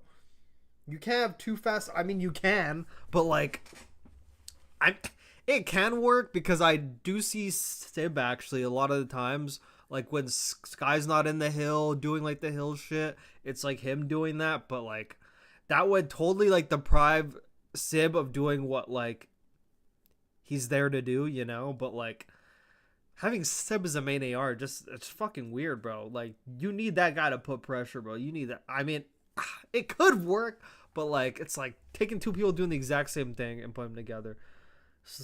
Sleeper would do Lamar as well. Why not? Nah, it's crazy. Glad Sib went to NY. You could def tell he matured throughout the season, bro. He matured when he realized that like he wouldn't get back in the league if he acted the way he was in challengers. You saw when he came in on Surge. He's a potty mouth. Like, I have in my YouTube thing, I'm a potty. He was a potty mouth. He came in on Surge, bro. You never saw him say a word, bro. On like the main stage, he's just chill the whole time, bro. I could tell like the real him wants to pop off so bad. 04 kind of brought it out of him a bit, but like he was still composed. That wouldn't work for the simple fact neither org is making it happen. Yeah, that is a fucking fantasy roster, brother. But I mean, I do know like if Kleenex's contract's over, I mean they're not gonna like fight so hard. I mean they probably will try to keep him, but Hydra and Scrap are just the two names that just like won't be together unless both their contracts are up or one of their contracts is up. But like their orgs are doing everything to keep him. Like Hydra's contract literally needs to be expired. Like otherwise he's staying. Same with Scrap, staying. there's no shower, I'd be chalked. So. Good thing we have showers. Good thing we have showers. Wait, actually, there's a special guest behind you. I gotta For those start that are doing watching fucking the video. Can you skincare introduce routine to, like Sib, bro. Who that pretty lady is? I still got time for name's that shit. Luna. Luna. She's big now. She's a big girl now. She's getting big. How old? Look is at her Luna? giving the puppy dog A eyes. year and a half. Year and a half. Okay, still Turned a one in puppy. February. Yep, turned one in February. She's a half Labrador Retriever and half Doberman. She's pretty needy. Interesting. Just like every woman, every girl is needy. So Yeah. it comes with the price, you know. Yeah. True. I was a runner. Yeah. So I've always ran long distance sprints. So the gym was never like I hated the gym. Honestly, I hated the gym until right after high school. That's when I kind of realized like you kind of step into the real world and like kind of really look. You really put it in perspective, and I'm just like, wow, like I really hate the way I look. Like, you know what I mean? Like I need something on me. You know what I mean? Yeah, you need to bulk up a little Oh, bit. God, Yeah. bro. So like once that kind of hit me, I really got invested in hitting the gym. Been going to the gym since. Yeah, but it is org throwing money at their fucking star players. 2020, 21. Like you have Hydra and 3 years. Scrap Yeah. on your 4 years team. ago You're in the gonna do gym. whatever you can to keep them. Very consistent. Like those are fucking. Up until this year. Those are mega that's why I star was going to the players. You gym. gotta keep them. This year's like joining a new team, different schedule, different. I would say like the stress of the environment. Oh yeah, a it's lot a new different a new as well. environment. You have to learn Yeah. it. Like it's not familiar, so it's like Yeah. I enjoy your vids and commentary. Sub. Shout out to you, Keith Richard. I don't know why. I saw your name before, and I thought you were already on the channel, and I searched up your channel activity. But much appreciated, brother. a learning process for sure. Right. So got I some think this crazy year is the content only on the year way. that I've been inconsistent in the gym, Bro. Catch me so, on a yeah, it's stream just, after when high I school, haven't started just working fucking out a come lot. off like I love working out. 10 hours of and work. even now, like, Catch even me if on I'm a not stream on the consistent, weekend obviously I still or try to be like or whatnot, after but, like that's definitely like my goal. Is catch me on a to stream at like 2 do as p.m. best as bro. I can and stay consistent, and I You'll think literally that, get the best version of burrito you ever before, seen in your life, bro. I would get very, very upset with myself with not going to the gym, but I think on top of team dinners and team activities and also scrimming 2 to 3 times a day, I think I've learned to kind of like give myself a break a little bit. Yeah. Even though Hold on, this is last time I'm pausing this shit. I'm playing this shit the whole time. What was I gonna say? Oh yeah, on Sib's thing when he said I get mad when I don't go to the gym, I have literally sacrificed the gym to make content because I am prioritizing content over everything. Besides obviously like my fucking main full-time job because you know the lights gotta stay on. But I literally eat, sleep, breathe content. Like I'm working in between places I go. I'm in the car. I'm replying to fucking comments on fucking YouTube. Like I think about this shit all day. And like after I moved and I started doing those optic fucking videos and shit started to blow up, I was like, I am fucking on this shit. And I've been consistent ever since. But yeah, I have a lot of great content coming. But do you have Discord set up? I was thinking about that today in my car while I was replying to fucking YouTube comments all this morning. I'm gonna do a Discord community at some point. I'm not like an expert on. I'm not an expert on Discord. So like, yeah. know that obviously it's ideal But going to the gym I do every have day, my own regardless Discord. of what is happening Yes. during your daily schedules or whatever. But I think just adding that extra pressure on yourself. Yeah, it isn't good. Really, Because, I think it tends to harm you more than not. yeah, it can stress you out a little too much, get you unfocused from your thing. So it's good. You know, you go 3, maybe 4 You times need a week, Discord that's still community? great Oh, as well. God. That's still great as well. It's very, very easy to get overwhelmed. And Yeah.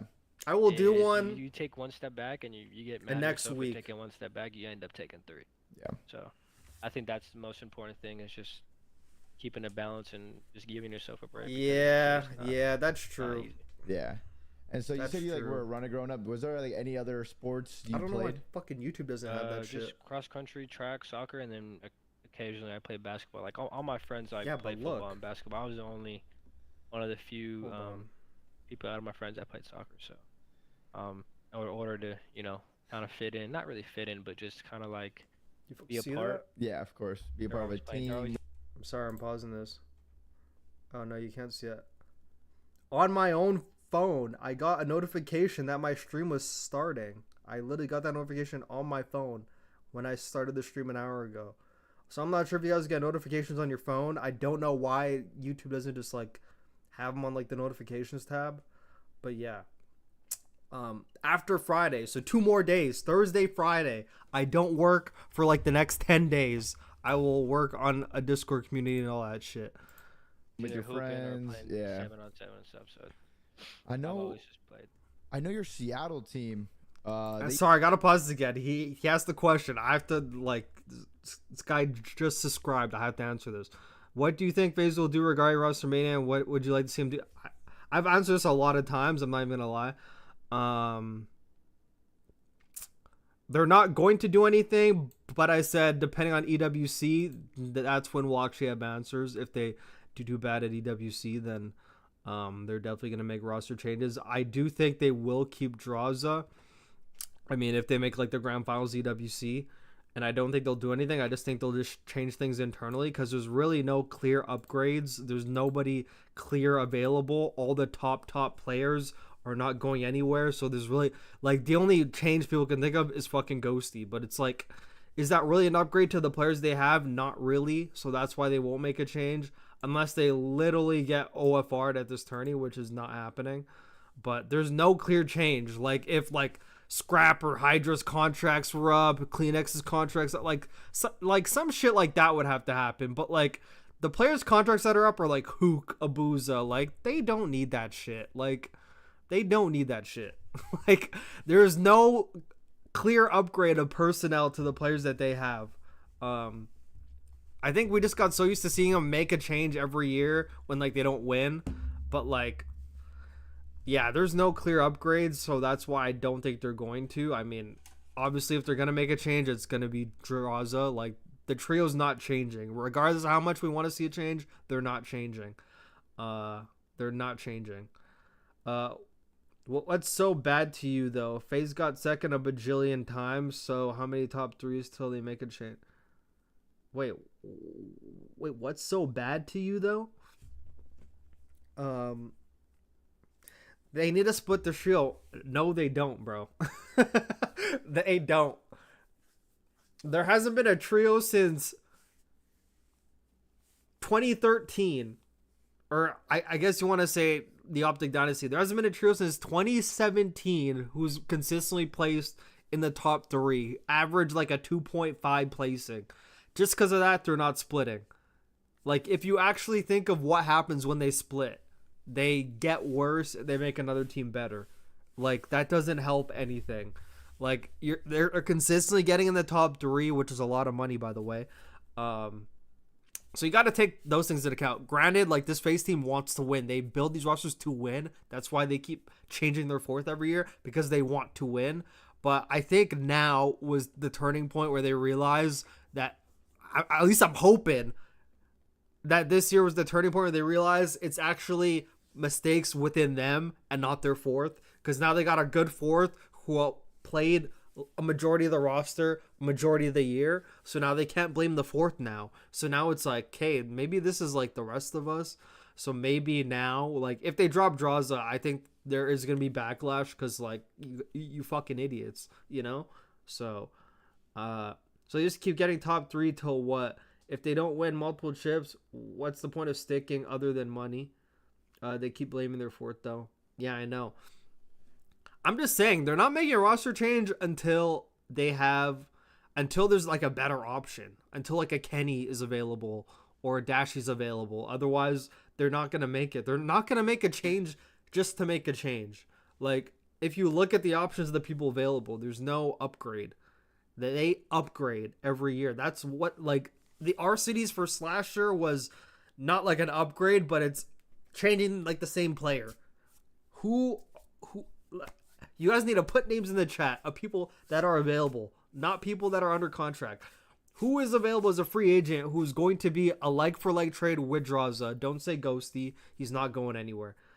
Actually, I mean, he will if he fucking begs Nadeshot. I don't think fucking Nadeshot's going to hold him, but I mean, fucking Dan Ghosty for sale does not make a FaZe any better. Like, I don't know, but that's just me. I mean, I guess you can say that, but like, are they really gonna drop Celium, who's had the number 1 for KD like the past 3 years? I mean, that's just KD, but whatever. They could have got Kenny though. They picked up Draws because at the time Kenny's stock was not high and Draws was very high. That's why. Abizi going rogue too much. He just feels like he has to fucking do too much on the map. That's honestly, he does way too much on the map sometimes. Like, he strays away from a lot of shit. If so, I want Draws back on Thieves. I don't think you'd go to this fucking downgraded version of Thieves, but I mean, that's the thing though. Like, he just packed his stuff out of LA and moved to Atlanta. So after a year, they're gonna kick him from Atlanta. He's gonna leave again. Like, that'd just be fucked. That's why I don't think it's happening. But I mean, it's happened to players before. Sib, I don't know, but I feel like it would be a good pickup. Well, I mean, he's. I need that list that fucking Ben made of the contracts of free. Sib would be a good pickup, which is so funny because they had him as a fucking substitute for 3 years and never used him, or like 2 years. They never used him, and now you put down like shit. We could use fucking Sib right about now. Shit. They already said he ain't helping FaZe. I mean, he was saying that sarcastically, but if Ghosty said, I want to go play FaZe, Nadeshot's not going to be the type of owner to hold him back, you know? But, like, he's not just going to give him away. Confirm Formal to FaZe, not happening. Ain't no way Formal coming back. I mean, I'm not doubting if Formal comes back, but he's not getting on the FaZe, tell you that. Stib kind of fried, not gonna lie. You used to play some 2v2s, you, Accuracy, Mac, Pred, AG. I'm very high on him. How would those go? Like, who would Very you, high if on you had to Dante. rank them best to worst, who would you rank it? I'm How'd it definitely the go? best. And then I would Damn. say AG, and then Mac, and then definitely Lamar. Lamar's last. Definitely bottom. Damn, bottom put of the my barrel, so I have to Lamar last put is him on my back crazy. a little bit, Oh, you okay, know? that was your teammate. Yeah, it's always me and Lamar versus AG and Mac, and And who would win more often? You could be definitely honest. Me and Lamar. So you were just like the Lamar. hard carry like that. Hard carrying, and then like whenever I would hard carry to a point, they had to double team me. Now just give it to Lamar and hope he makes it. You're like, Lamar, you're wide open. Yeah, wide You open. have to make something at this point. Right. We've been practicing Anything. every day. Just make something. Yeah. What was your first Call of Duty you ever played? Got two. COD 2. Damn, how old were you? Damn. You're young right now. 4. 4? That shit when he's What 4? were you doing? 4 years old playing What Call of the Duty. fuck? My cousins asked me if I wanted to play, so I started playing. It was on I believe it was the PS2. Hmm. PS2. I played COD 2. I did it not was play pretty that. Fun. It was very hard. Obviously, I was really I such a mean, kid. I but, don't even remember being 4 years old, so I can only imagine playing a video game at 4 years old. Feels like. Yeah, God, bro. I was doing that. I don't and remember also anything until I was played a lot of 5. Halo growing up. Played a lot of Halo growing up. Was an Xbox kid, and then I got banned for burning discs. So No I way. went to PlayStation. Yeah. Went to PS3 and started that. But yeah, COD 2, played COD 4 a little bit. Grinded World at War. World at War was probably the first COD I actually grinded. Yeah, World that at game War, was I fun. definitely was first COD I grinded, and I was like fucking 7 or some shit, just dropping attack dogs over and over and over in every lobby. So Yeah. that was fun. And then when did you learn about like competitive Call of Duty? MW3. Okay. I played my first. Wait, did MW3 come out before Black Ops 1 or after? Nah, it was after. After? It was Okay, Black after. Ops 1. It was Black Ops 1. So before I used to do competitive sniping. I did competitive sniping, and then I did like clan wars and stuff as Yeah. well. So then I was playing pubs, and one of these people in the pub lobby just kind of like added me and thought I was good, and he was like, "Hey, like, make a game battles account." I didn't even know what it was. You're like, what game battles was that? Yeah, I was like, "What is this?" And they have to like do all this data bird, Yeah. email stuff, and I'm like. And when I you're, don't know what's going on. Put my mom on the mic, like, you know what I mean? So she's like, what game battles? Yeah, right. So Black Ops 1 is when I started actually learning about competitive while doing comp sniping as well. And then it wasn't really until I'd say World War II. Fucking 4-year-olds is where nuts. I That's actually fucking nuts. thought that okay, like this is something I can actually really take seriously. Yeah. I always like watch. I mean, I even watched you growing up as well. I watched. Hey, my guy. All the old vets that are not here anymore. Hey, there's a couple that are still here though. Yeah. I do not think every player on FaZe is irreplaceable. I'm just saying at the moment there's nobody to replace them, and that's just facts.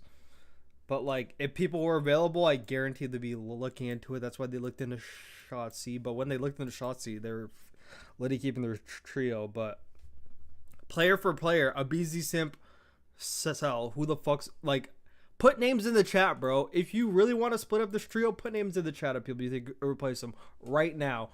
Like contracts right now. I'm not talking about just fucking fantasy booking, because you could just put Scrap Hydra, whatever, but like player, fucking Dave Pat.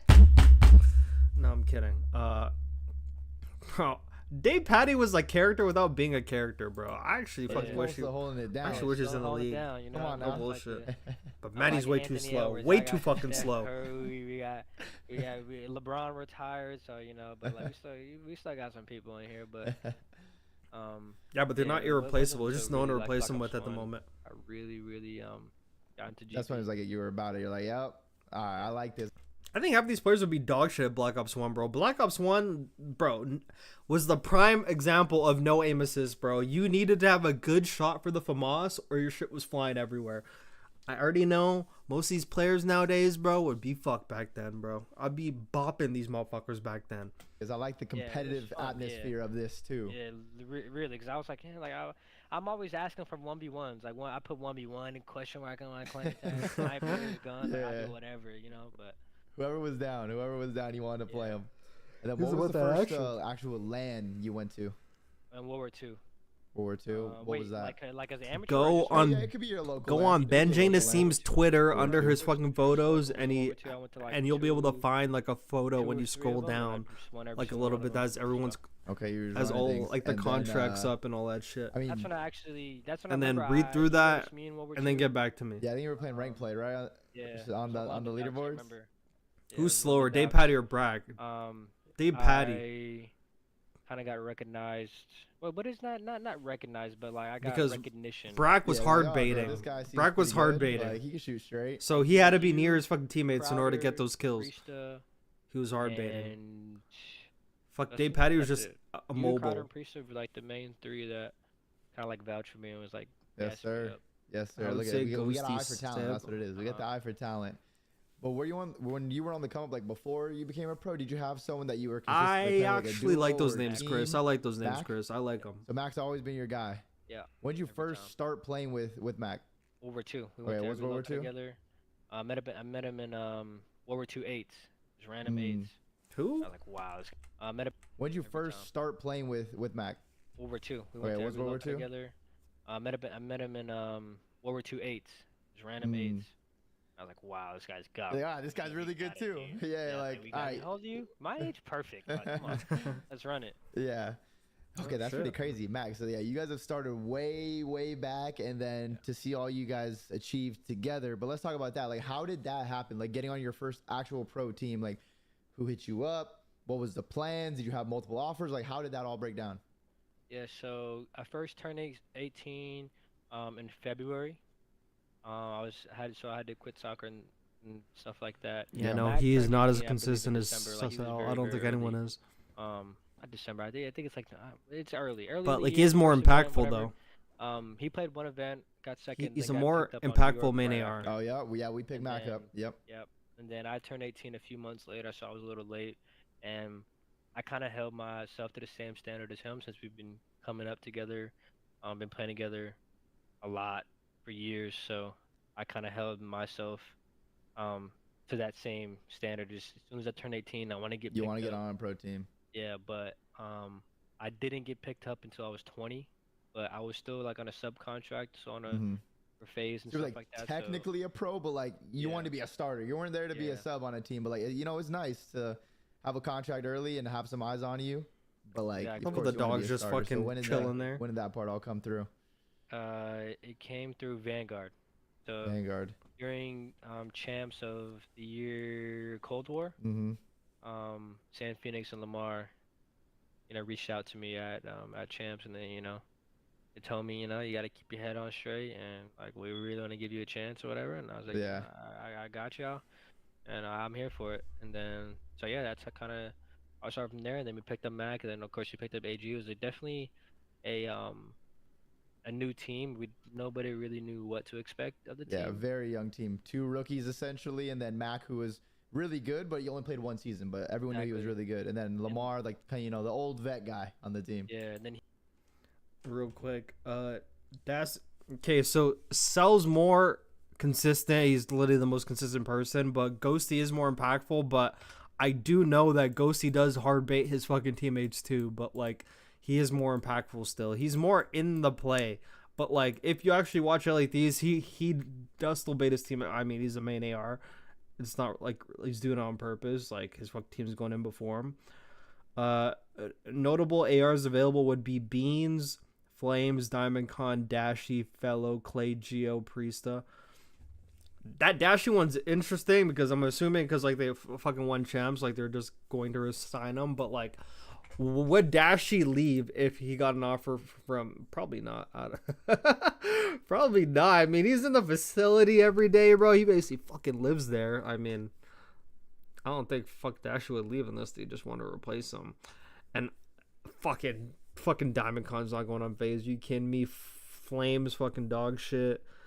Abuza had a good year, but he's not up to the caliber of being on phase. Beans, I think highly of Beans. Beans is fucking gross, but like he's not on the same level as fucking Draza. I just don't see. He's a shooter. Like Beans is a shooter, but he's not phase. Like no. Fucking Fellow is fucking never going on phase ever. Clay, I would love to see Clay as a main AR on Baze, honestly. I would love to see Clay as a main AR. Because I know Clay plays way better with, like, great people around him. And I know he'd be happy being on a top team. So he'd always be in a good mood. And he's a veteran player who brings composure and everything. I would like that, but I know it's not going to happen. Ain't no way Gio's going on. Because, I mean, he ain't no better than Draza. And Priesta's not going back there. Because Priesta's just not been a shooter lately. Theoretically, does FaZe get any better if they swap Draza with Kenny? I don't think they should swap Draza for Kenny. I think that's a change where I could completely accept Kenny for Cell. I could completely fucking accept that. Because Draza and Kenny together in the comms, bro. And as an AR duo, like, they love each other, bro. Like, those two are fucking good friends, bro. Like, they got a lot of chem from LA Thieves, bro. They love each other. I would love to see Draws, Kenny. That's one of the rosters I said before. I said Abizi, Simp, Draws, and Kenny, but I just don't think fucking Cell's going anywhere. I just don't think they will let him go. I don't know why. Even though he is like a catalyst to a lot of their problems. Because main ARs are supposed to be fucking vocal. He's like the one main AR who says like the least useful shit on the team, which I think is a hindrance. Like, your SMGs are supposed to be like in war, but like they're literally calling out more than in the main AR, which makes no sense. It's literally fucking backwards. Their comms are backwards. Their comms are so fucking backwards. True, but then again, we don't know Ghosty's ceiling. He could be the coldest. I mean, he hasn't reached his fucking ceiling yet. Don't get me wrong. If Ghosty replaced Cell, I would not mind that. But I just have a bad feeling in my stomach about dropping fucking Draza. I don't know why. I just think so highly of him. I think he's so good now, bro. He's so good now. I kind of feel like he should... I feel like he should still be on there. Like, me personally, this is just me personally. Like, not thinking about anything else, I would keep fucking Draza over Cell. Like, if someone told me to fucking keep 3, get rid of 1, I'm getting rid of Cell. But that's just me. Because if Stellium joins another team, he's gonna go be that fucking kill whore main AR again. I guarantee it. He's not gonna learn from his mistakes. I guarantee. If Stellium joins any other team, bro, you're gonna see, bro. He's gonna go back to his old ways, bro. He's gonna be padding stats, bro. He's gonna keeping his stock high, bro. Guarantee. Dashy's optic for life, yeah, bro. He lives in that fucking facility, bro. Why would he leave that to fucking move to ATL, bro? I don't know. But I mean, if it happened, it happened. I mean, he did get dropped before. Dashy lives for optic. I love Beans. Yeah, I love Beans. I hope Beans finds like Beans on LA Thieves, like Beans and Ghosty. Like, that would be fucking, like, that's a good team. Like, that immediately, like, that AR duo of Beans and Ghosty, that sounds fucking crazy to me, actually. That sounds really good. ADL says Dashy will never leave optic unless optic has... Yeah, that's basically it. Fucking fellow was good on LAN and has good comms low key. Yeah, but he's not up to the FaZe caliber. I guarantee you. You asked him about him. I swear to God, he's laughing, bro. I guarantee he's laughing. Clay was nice towards the end of the year. He was shooting. I know Clay's still a shooter. I know he just gets fucking demoralized seeing the situation that he's in, and he's being a very selfless teammate too. He was not really like... He was not being selfish at all. He's being very fucking selfless. Notable locked up players are Stib, Kiz, Snoopy, Kenny, Pred, and Miami. Yeah, no one cares about Miami because Miami's gonna fucking stay. Miami is gonna stick with the whole Spanish thing. Everyone else is team optioned. To be honest, Draws was only average when he ran a sub for half the year. Yeah, literally when he ran a SMG, he was average. As an AR, he's been top 4. In terms of flex, it's Scrap and it's him. Like, those are the top 2 flexes in the game. So I mean... He also had a season where he got dropped and benched and all that stuff. Oh, yeah. Too, so, we benched him. That's our bad. Stock was low because of that as well. So yeah. It was really good to actually be a part of that and kind of go through that process. Then we ended up winning event and then, placing 3rd and 4th at champs. Yeah. For 2 years, and yeah. You guys had a pretty crazy ride as a team, but what would you say, like, going through each individual, like what did they bring to the table? Like what was their biggest strength? Yeah, so I would say for Mac, he was always kind of the middleman. I think Mac's very he's also introverted, but he's very funny. So I've known him for a long time. So he's one of the funniest people I know. And he's just always the middle guy, and you can always count on him to actually, you know, like not go too far on either side of the spectrum. So I think he always needs someone like that on a team. Kind of be like the glue, grounded. Like that's the glue guy. So I think that he brings to the environment is perfect. And then obviously you had me, Mia, Betty, and Amir. Me and Amir were pretty similar as far as like approaching the game, mindsets, and stuff like that. So we got along pretty well. And then obviously Lamar is kind of like the teacher. He's definitely brought a lot of intangibles. Definitely more than I ever realized now thinking back on it, and definitely grateful for that and the environment that I was put in. But like the intangibles that, you know, he would teach like outside the game, it's like you kind of have to like put it in perspective so you can change your approach on how to actually win and be at your best. You know, you can't really just expect to just, you know, show up and things to go your way or whatnot. But and then as for AG, like I think having a team. Hold on, before he talks about Pred, I just want to say this about accuracy. In game, I'm actually starting to think the absolute lowest on accuracy, but out of game, bro, if I were to pick one pro teammate, like to be my teammate, it would honestly be accuracy. Like, I've said this to myself. I've never like said this out loud. Like the episodes of like the flank where he's on there, bro, are my favorite. Like there's an MW2 flank when accuracy and Octane are on it. This is before accuracy was, or I mean, this is before Octane was like on the panel like officially. Like accuracy is so vibey, bro. He's so vibey, bro. Like in terms of what he brings to teams outside of game or like just outside of the map, but like intangibles, all that stuff, and just like being like a good person, like a good friend, like a good teacher, all that stuff, bro. He would be my number one pick for like a teammate just in that aspect. In game, completely different. But I mean, it could be because in game he's doing all the selfless shit. We even saw it in Vanguard. Like for those of you who watched like that watch party I did for Vanguard or whatever the last one I did, when he that Optic game, like when they played Optic at Champs at Vanguard on Tuscan, he had like 3 minutes in the hill. Like his job was literally to sit on the hill, Pred and Sib fucking go, you know, like fucking go and do your thing. Like puts the team before himself. Like I think the world accuracy in that aspect. I think he's so fucking cool. Like I fucking want to be friends with accuracy. Like that's how cool. Like he's just a cool fucking dude in that aspect, bro. But I mean, it could be unfair to even talk about the in-game stuff because like he's just trying to make sure everyone else does good.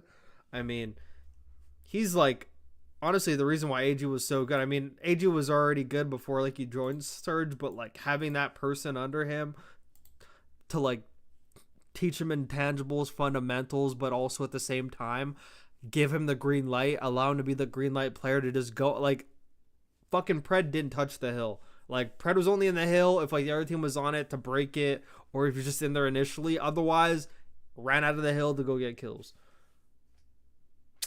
Do you think when in the next 10 or so years there will be new COD goats, and if so, who then? Hydra, Simp, Shotzzy, Hydra, Simp, Shotzzy, Scrap possibly, but man, this guy's no ice at Champs. I don't know. No, I'm kidding.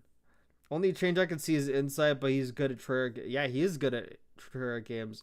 I could see, if you're talking about logical changes right now, I could fucking see Insight, probably Insight or Ghosty, but I don't think they're changing. All depends on EWC. Ask me after EWC and I'll actually have a better opinion. Accuracy's top 3 coolest pros. Also seeing what he did for Optic going into Champs, I just know he knows ball. Pred was blessed to have, bro. Pred and Sib were both blessed to have him as the first. Like having him as your teammate the first year is it's like fucking going to like I was gonna say if I go to university, that's not a good example, bro. It's like having like it's like before you go off to university, you have like a pre-fucking university, and like you have someone like show you the ropes before you actually go off to like the real shit. Like I don't know, like just some along those lines. Like that's what having accuracy in the first year was. AG said one of his movies that Lamar was his fave teammate of all time. Yeah, bro. It's like like the in game and the out of game, like a person you can play with out of game and everything. Like I can't say enough good things about accuracy outside of game. He gives you so much. Kenny too. Adrenaline. Yeah, I'd agree with Kenny too. Yeah, he's always yelling. The accuracy and Kenny. Yeah. Yeah, and for someone that I can sit next to every day and that I know that they have that killer instinct like I do, I think it's very, very, what's the word? I would say like, it's definitely very appreciative just because of the fact that like, he can hold me to that You know standard. he's going hard too. Yeah, Like I you know he's going someone's hard, yeah. but he's also holding me to that standard. So if I ever, for whatever reason, it could be if I'm getting in my own head, or if I can just like not really have that not have that oomph. Yeah. When you need that oomph, like he's always there, like yo, like take the fuck over. You know what I mean? Yeah. So, I think like especially like even in grand finals, like we played phase grand finals, Major 3 in Toronto and Vanguard, and I don't think I had one of the best maps. Like I was getting kind of quiet. I don't know about that analogy, but sure. Like it was obviously it was there, but it wasn't as where it needed to be, so we could win. And before the map loaded up, like told me just told me to take the fuck over, and then that's exactly what I did. And like just to hear that, just to know that someone else like really like truly has faith in you and your abilities, even when you're not playing at your best, I feel like that's like all the reassurance you need from your teammates to actually just be confident in yourself, even if you're not playing the best. And if you can go back to like that Vanguard season, you're talking to yourself as a rookie now. You just joined the team. What would you tell yourself then of what you know now? I think it's more so the intangibles and the mindset and the approach. The intangibles are so important. Yeah, I hear you.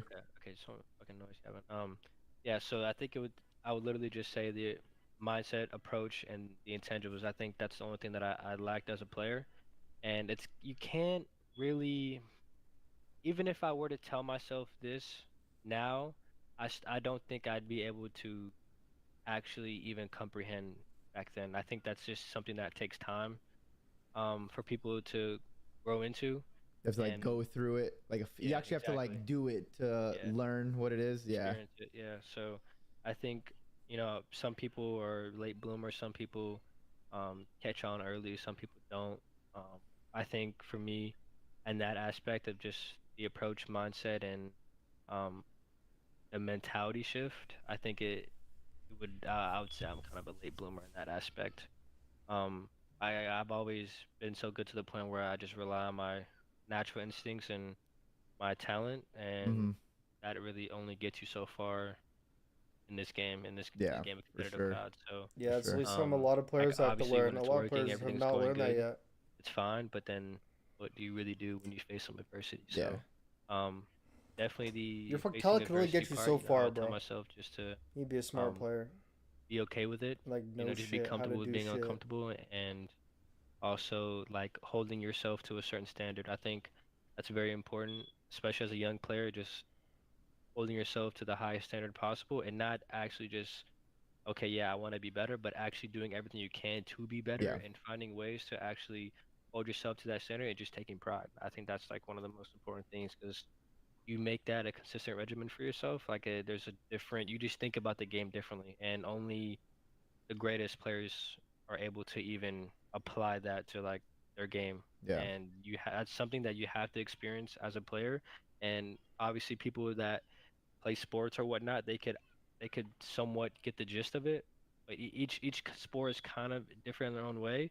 But at least for me, I kind of had the basics down, but like to take it to that extra level, I don't think I didn't have it. And honestly I wish I did, because we would have been a lot better. I didn't really I wasn't really able to really kind of understand and comprehend and actually apply it to my game and to my mentality until my 30, which is this year. Yeah. So it took me 3 years to even comprehend and actually just actually put a different lens on in my fucking glasses and actually see. So it takes time, but it's good that it happened now for you, because I feel like with some players, gotta let Luna out real quick. Yeah. With some players, it might never happen, and like, of course, learning those fundamental things and even knowing that those are a thing that do affect the game. Like, I'm sure there's still some people out there who just want to rely on like gun skill and tell like, oh, what happened there? Oh, I just lost a gunfight. When like in reality, yes, sometimes you did lose a gunfight, but more often than not, there's a lot more going into certain plays, certain decisions than you really see. Bro. So, yeah, I mean, you know now, and I mean, I feel like it's shown in your streams and your gameplay this season. It's not just you're consistently playing really well. There's actually so many pros that actually don't know how to play. You can like see it coming out of you essentially. Insane. Like you can see like your brain working and like you just being a consistently great player for the team. Yeah, just learning how to harness it is very important. Yeah, and I would also say I'm probably one of the more talented players in the league. At least I'm a part of that echelon out of these 48 players. So I think just like the ability to harness it is very, very, very important. And obviously some people are more natural than others, but I mean, if you have the talent, then I think that, you're just selling yourself short if you don't make it to that end goal. Don't give it your all. It takes 2 years, 3 years, or X amount of time. Yeah, I'm not gonna have time to watch this whole thing. So we gotta talk about champs. Not this one, don't worry, but some of the other crazy champs, because your Seattle team would always match up against FaZe. I feel like every tournament, you guys would play them. At Champs and Vanguard, you guys played them. Was that Winners Finals? Yeah. Winners Finals. How and why did you guys always just have the most insane matches? Like, I feel like it was a guaranteed game 5 and the craziest banger of a series every time you played them. Like, why did you guys match up so well versus them? I think it was just matchups, honestly. I think we matched up really well versus them. And I would say LAT. I don't think we really ever lost to LAT like that. So we had really good matchups versus them, but they also had a really good matchup versus us too. I think it just came down to the most minute decisions and playmaking abilities that each of us had, and just being on the same page. I do think now, like, if I would run it back and kind of like spawn in again in that moment, I do think it would be different just because of the player I am now. But I do think in those moments of losing, and it was always so close, and they would come out on top. They beat us twice, same map, same round 11. You know what I mean? So right? Yeah, literally one round. It's kind of just like those half-second predictions and making plays that didn't go our way, not because of something that was unlucky. It was just something that to get off. Our communication was off, or we didn't Very know someone soon. was there, we didn't have good enough info or whatnot. And I think that's like the most important thing. I mean, it all depends how much now, sleep I want. Looking back That's on what it, it depends on. Like communication is a big sleep I thing, want. and I would say my first year competing, I didn't have. Yeah, but I want to fucking finish this shit. I want to finish this shit though. I didn't think to even have good comms. There's like which half is an hour. Weird thinking back on it. I might be able to. You're like, what was I thinking back then? Like, yeah, right. It's, like it's so I easy remember, nowadays. Yeah, especially because there's so much. Like, COD comes down to milliseconds, right? So like, you'd be a half a second too late, half a second too early, and there's so many bad, good timings that happen in the game, and I think just being able to recognize them and just to have a thought that it's a capability, that's the most important thing, and I didn't understand that at all. I got the gist of it later on, but yeah, I don't like know you said, how it people was always so close just because of matchups. I think I'm not sure people actually like stream and like, do people actually like stream and watch podcasts? Because I can't imagine anybody does, because it is insanely hard to like keep the podcast going and also talk to your chat as well, who are bringing up great points. I don't think anyone even watches podcasts, like unless you're just like, okay, for an hour we're gonna shut the fuck up. But like, I have these streams on to talk, like, I have these streams on to talk to the chat. Like, you guys are the ones that actually give me energy. I had a throbbing fucking migraine when I started this fucking stream, and literally just fucking talking, having some playing, talking in the chat, bro. It's like I straight forgot I had a headache. Now I'm actually feeling it again. Like now that I brought it up, but like against FaZe. And Mac would always just have these series. I'll watch like just drop 40 in a hard point. Yeah. Like 12 more minutes of this. He would be like a sleeper takeover, and then obviously me and AJ were doing our thing as well. I'll watch the whole thing. Then, we'll like see. I think then Lamar, he was getting in the hill. Yeah, he was just getting the hill while we were just doing our thing. But I think mainly our Mac and AJ matched up well against them. Yeah. Yeah. But I think that's just like kind of like the main thing, that we would either beat them or it would just be really close. But I mean, they ended up getting the best of us. So. Happens. They took a lot of money from us. I'll be honest. They took a lot of money. That's how it goes. That's how it goes. But after Vanguard, I mean, you guys had a pretty successful season. You had a couple seconds, thirds. You won an event. After that, I forgot about that MW2 event. Were there any thoughts of making a roster change, or was it just like you guys are just locked in for next year? For MW2? Yeah, going in MW2. Yeah, I think we're definitely locked. Yeah, you're just like, all right, let's make this even better. No. I think AJ is supposed to join a different team. Really? I think AJ is gonna join FaZe or Optic, one of the two. He was gonna join one of the two, but fucking FaZe is crazy. And then, going into the year, fucking cred on FaZe and MW2. Just kind of compromise our team a bit. Yeah, that'd be interesting. Happens. All you hear so many different things from different people and everything. So like, major people one, don't know what to think. Like Lamar was gonna get dropped for Dashy, and. Yeah, like he just go to Optic. He didn't end up going to Optic. Yeah. And then I think just from there, kind of our Whole team. thing. Fuck it. Let's do it. Dropped a bit. Was that what you said was like the biggest issue during the MW2 season? Yeah, I think that was the biggest issue. That means and then obviously like I'm gonna try not to pause it then. Being as good as I am now, not as far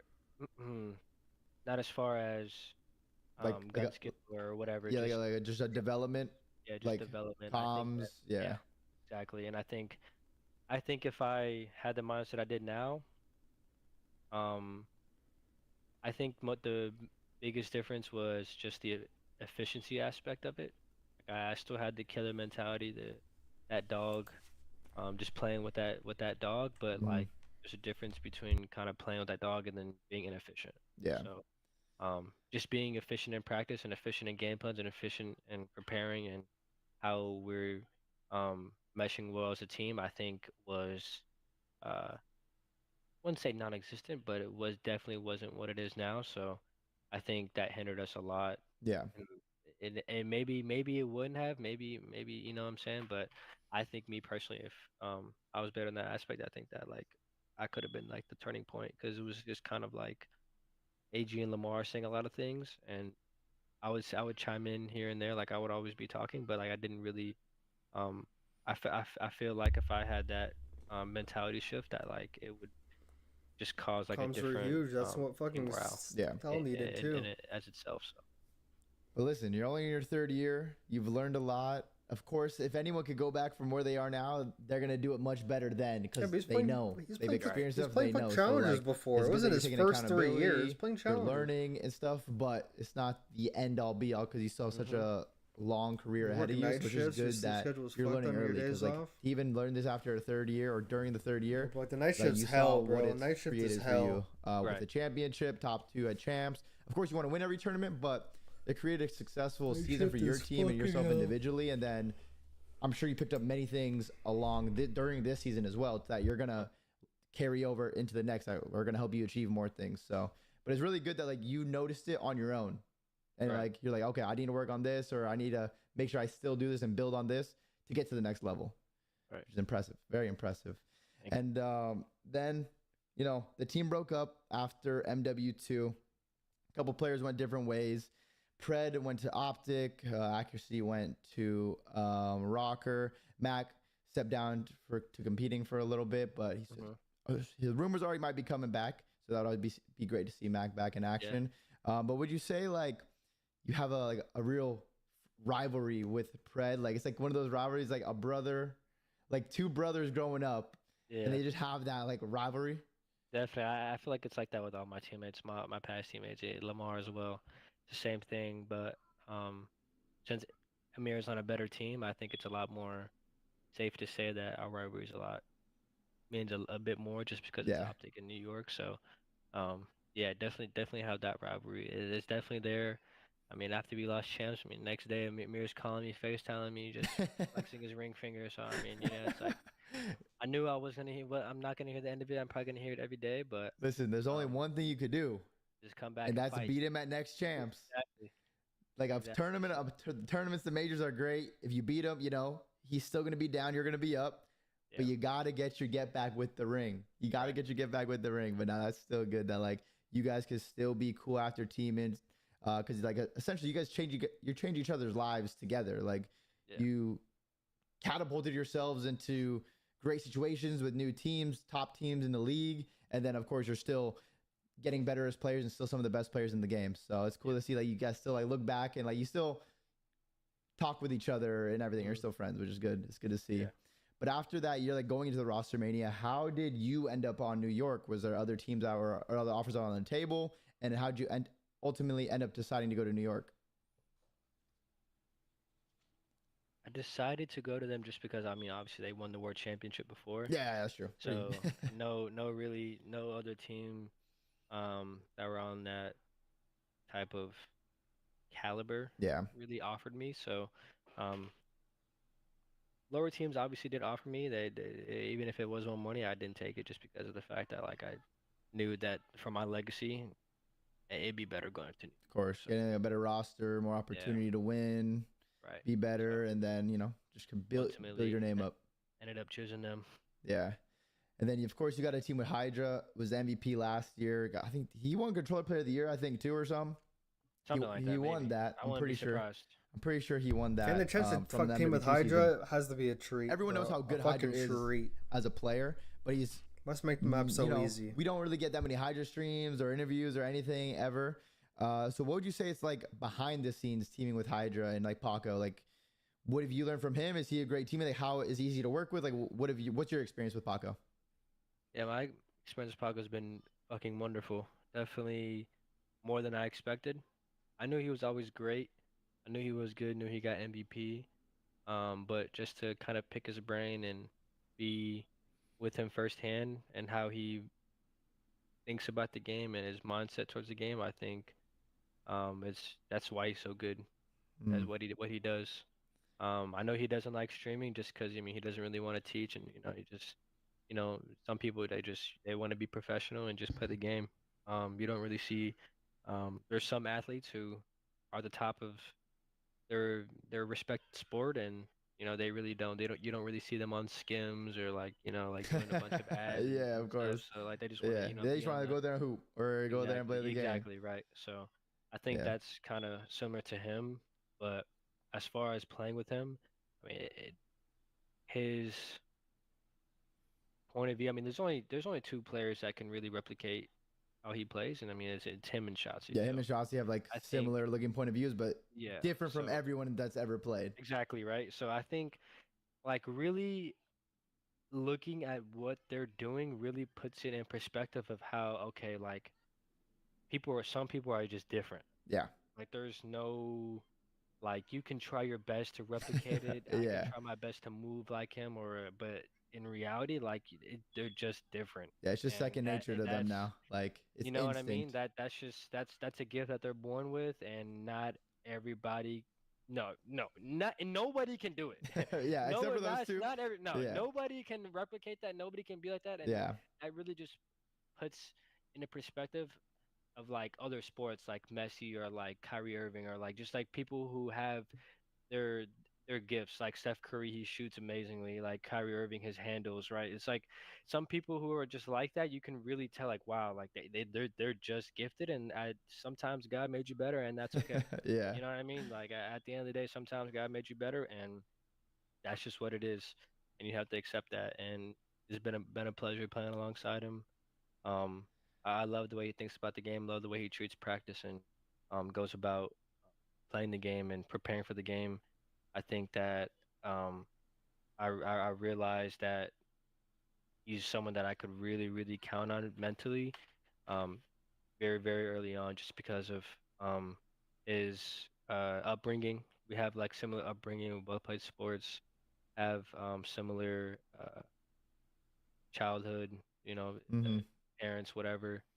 So I think that like just starting off that with him and really understanding and just talking to him about like his life. I mean, he's from a whole different country, so Yeah. just to get to know him as a person and how his upbringing was and his struggles and where he came from as a kid, I think that that really just told me everything that I really needed to know about the guy.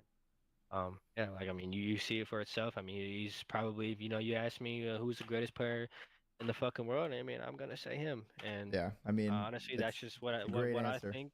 Yeah, so that's what I think. And yeah, like I tell him every day, like Can't argue you're the that. best player in the game. And it kind of there's definitely a part of me where I very prideful on the subject because I want to be the best and Yeah. like I want to consider myself as the best, but it's like it gets to a point where it's like you just have to accept greatness. Like you just have to kind of just Yeah. you kind of have to just accept it, you know. And I think that's like kind of like his his role as a player and what he does on the map, his impact on a team, any team he goes on, just on the map in general. Out of all the 8 people, I think that is something that is very hard to replicate, and not many people could really even do that. So I mean, it's just I mean, I'm appreciative of it. I know I'm probably never gonna team with someone like him again. So just trying to enjoy every day with the guy, you know. Of course, of course. But listen, he's a sub player. He could be the best sub ever, but you can still be the greatest AR ever. Like people are good at different things. Very hard though, Yeah. Dylan. Very hard. It's Very hard for an AR player to win MVP. Oh Very, yeah, I mean very hard. it's Call of Duty is a SMG, a sub player's game, and that doesn't mean the subs Yeah, it's only always better. because Sometimes they're there's like the games where ARs are playmakers. That's stronger, why, but bro. SMG players, a great SMG player is much more impactful than a great AR player and control the game. Your team will only go as far as your SMGs will really take you. As But an AR, Sulliam you can do fucking something, you know, stab win your team a padded couple so matches hard here in and there, fucking but Vanguard you that he got really- MVP. It's so much more difficult to catapult He your had team an into AR. that position as an AR rather than a sub. Because when you're a sub, you're controlling a pace of the game, you're doing all this, and it's just you have a lot more control over how everything plays out as a sub player. So that's why you always go for a great sub. If you had to pick one between a great sub and a great AR, you always go for a great sub. And then we've noticed with New York, like you guys are always coming up with like crafty new ideas, nade spots, crazy wall bangs, a bunch of like nerdy strats that are really good. Is that something that they've always done? Like since you first joined, you guys were always doing that? Like, is that just the New York mindset and playbook? Yeah, I think it's always something that they've done. We didn't do it Major 1. We got 12th Major 1. We actually had good practice leading up to Major 1, so we didn't really do it as much, but we did have a discussion about it, how they were doing that before, and at the start of this year, we weren't really doing it that much. So It's a get back on yeah, point. so Like we had to get back on it. I think it's definitely something that every team should do, but if we're not consistent in other areas, then ultimately like those nerdy things that we're figuring out really don't matter. Yeah. So yeah, I think that's where kind of I'm at with it.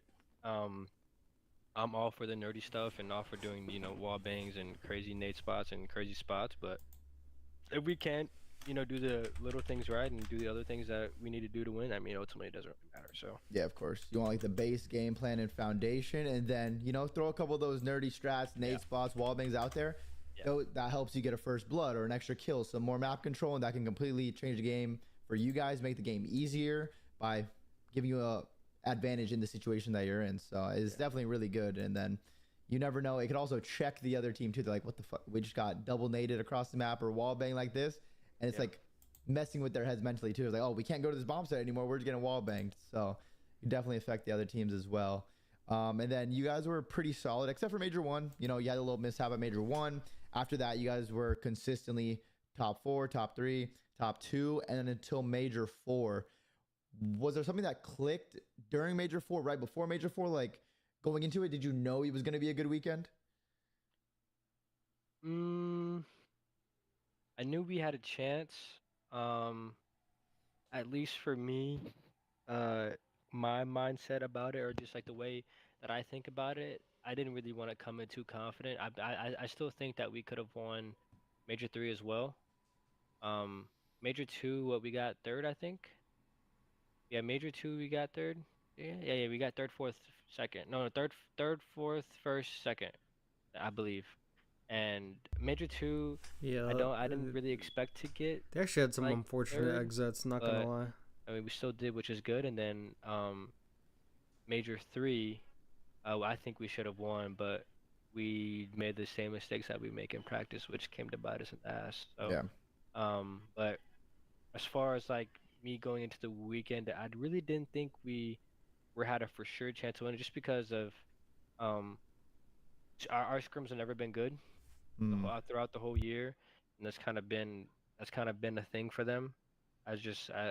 Even before I got there, they weren't that good at scrims. They're always way better on land or whatnot. So it's kind of hard. No, it is hard to definitely have confidence in like being on the same page every single time. Yeah. And on where everyone's in autopilot, when in practice it's not really like that all the time. So due to that inconsistency, I really didn't think that, okay, like we're for sure getting first. Like if I was FaZe, then I would be like, okay, we're for sure getting first. But it's kind of weird, just because the fact that like you're on either side of the spectrum. You could be really, really good in scrims, and you go to game day, and then you bottle it up and you don't end up winning, even though in scrims you know how to do it. And then on the opposite side of the spectrum, whereas you don't really do the right stuff in scrims, it's not consistent all the time, and then you go to an event, and then magically it's like there. It works. Everything just I mean? clicks. So, like it's just It's weird, because then you go back afterwards and like you don't do it, and then it's like, I thought we knew how to do this, right? Yeah. So either side of the spectrum is a little bit weird. I just think that LAN and traveling and playing in front of a crowd just brings out a whole different game. Like we went on a, I think, 10 hardpoint win streak or something like that. We didn't lose a hardpoint. Yeah. And hardpoint's been like our worst game mode. So I think we just ended up catching flow, and I think that's kind of all a team really needs to just really win, just because, especially the teams in the top 4, everyone's good, everyone's competitive. So whoever really just has flow, is kind of probably whoever just takes that stride is probably going to win it. But I do think like FaZe is probably the most consistent in practice, so they probably have the best chance every single time. So yeah.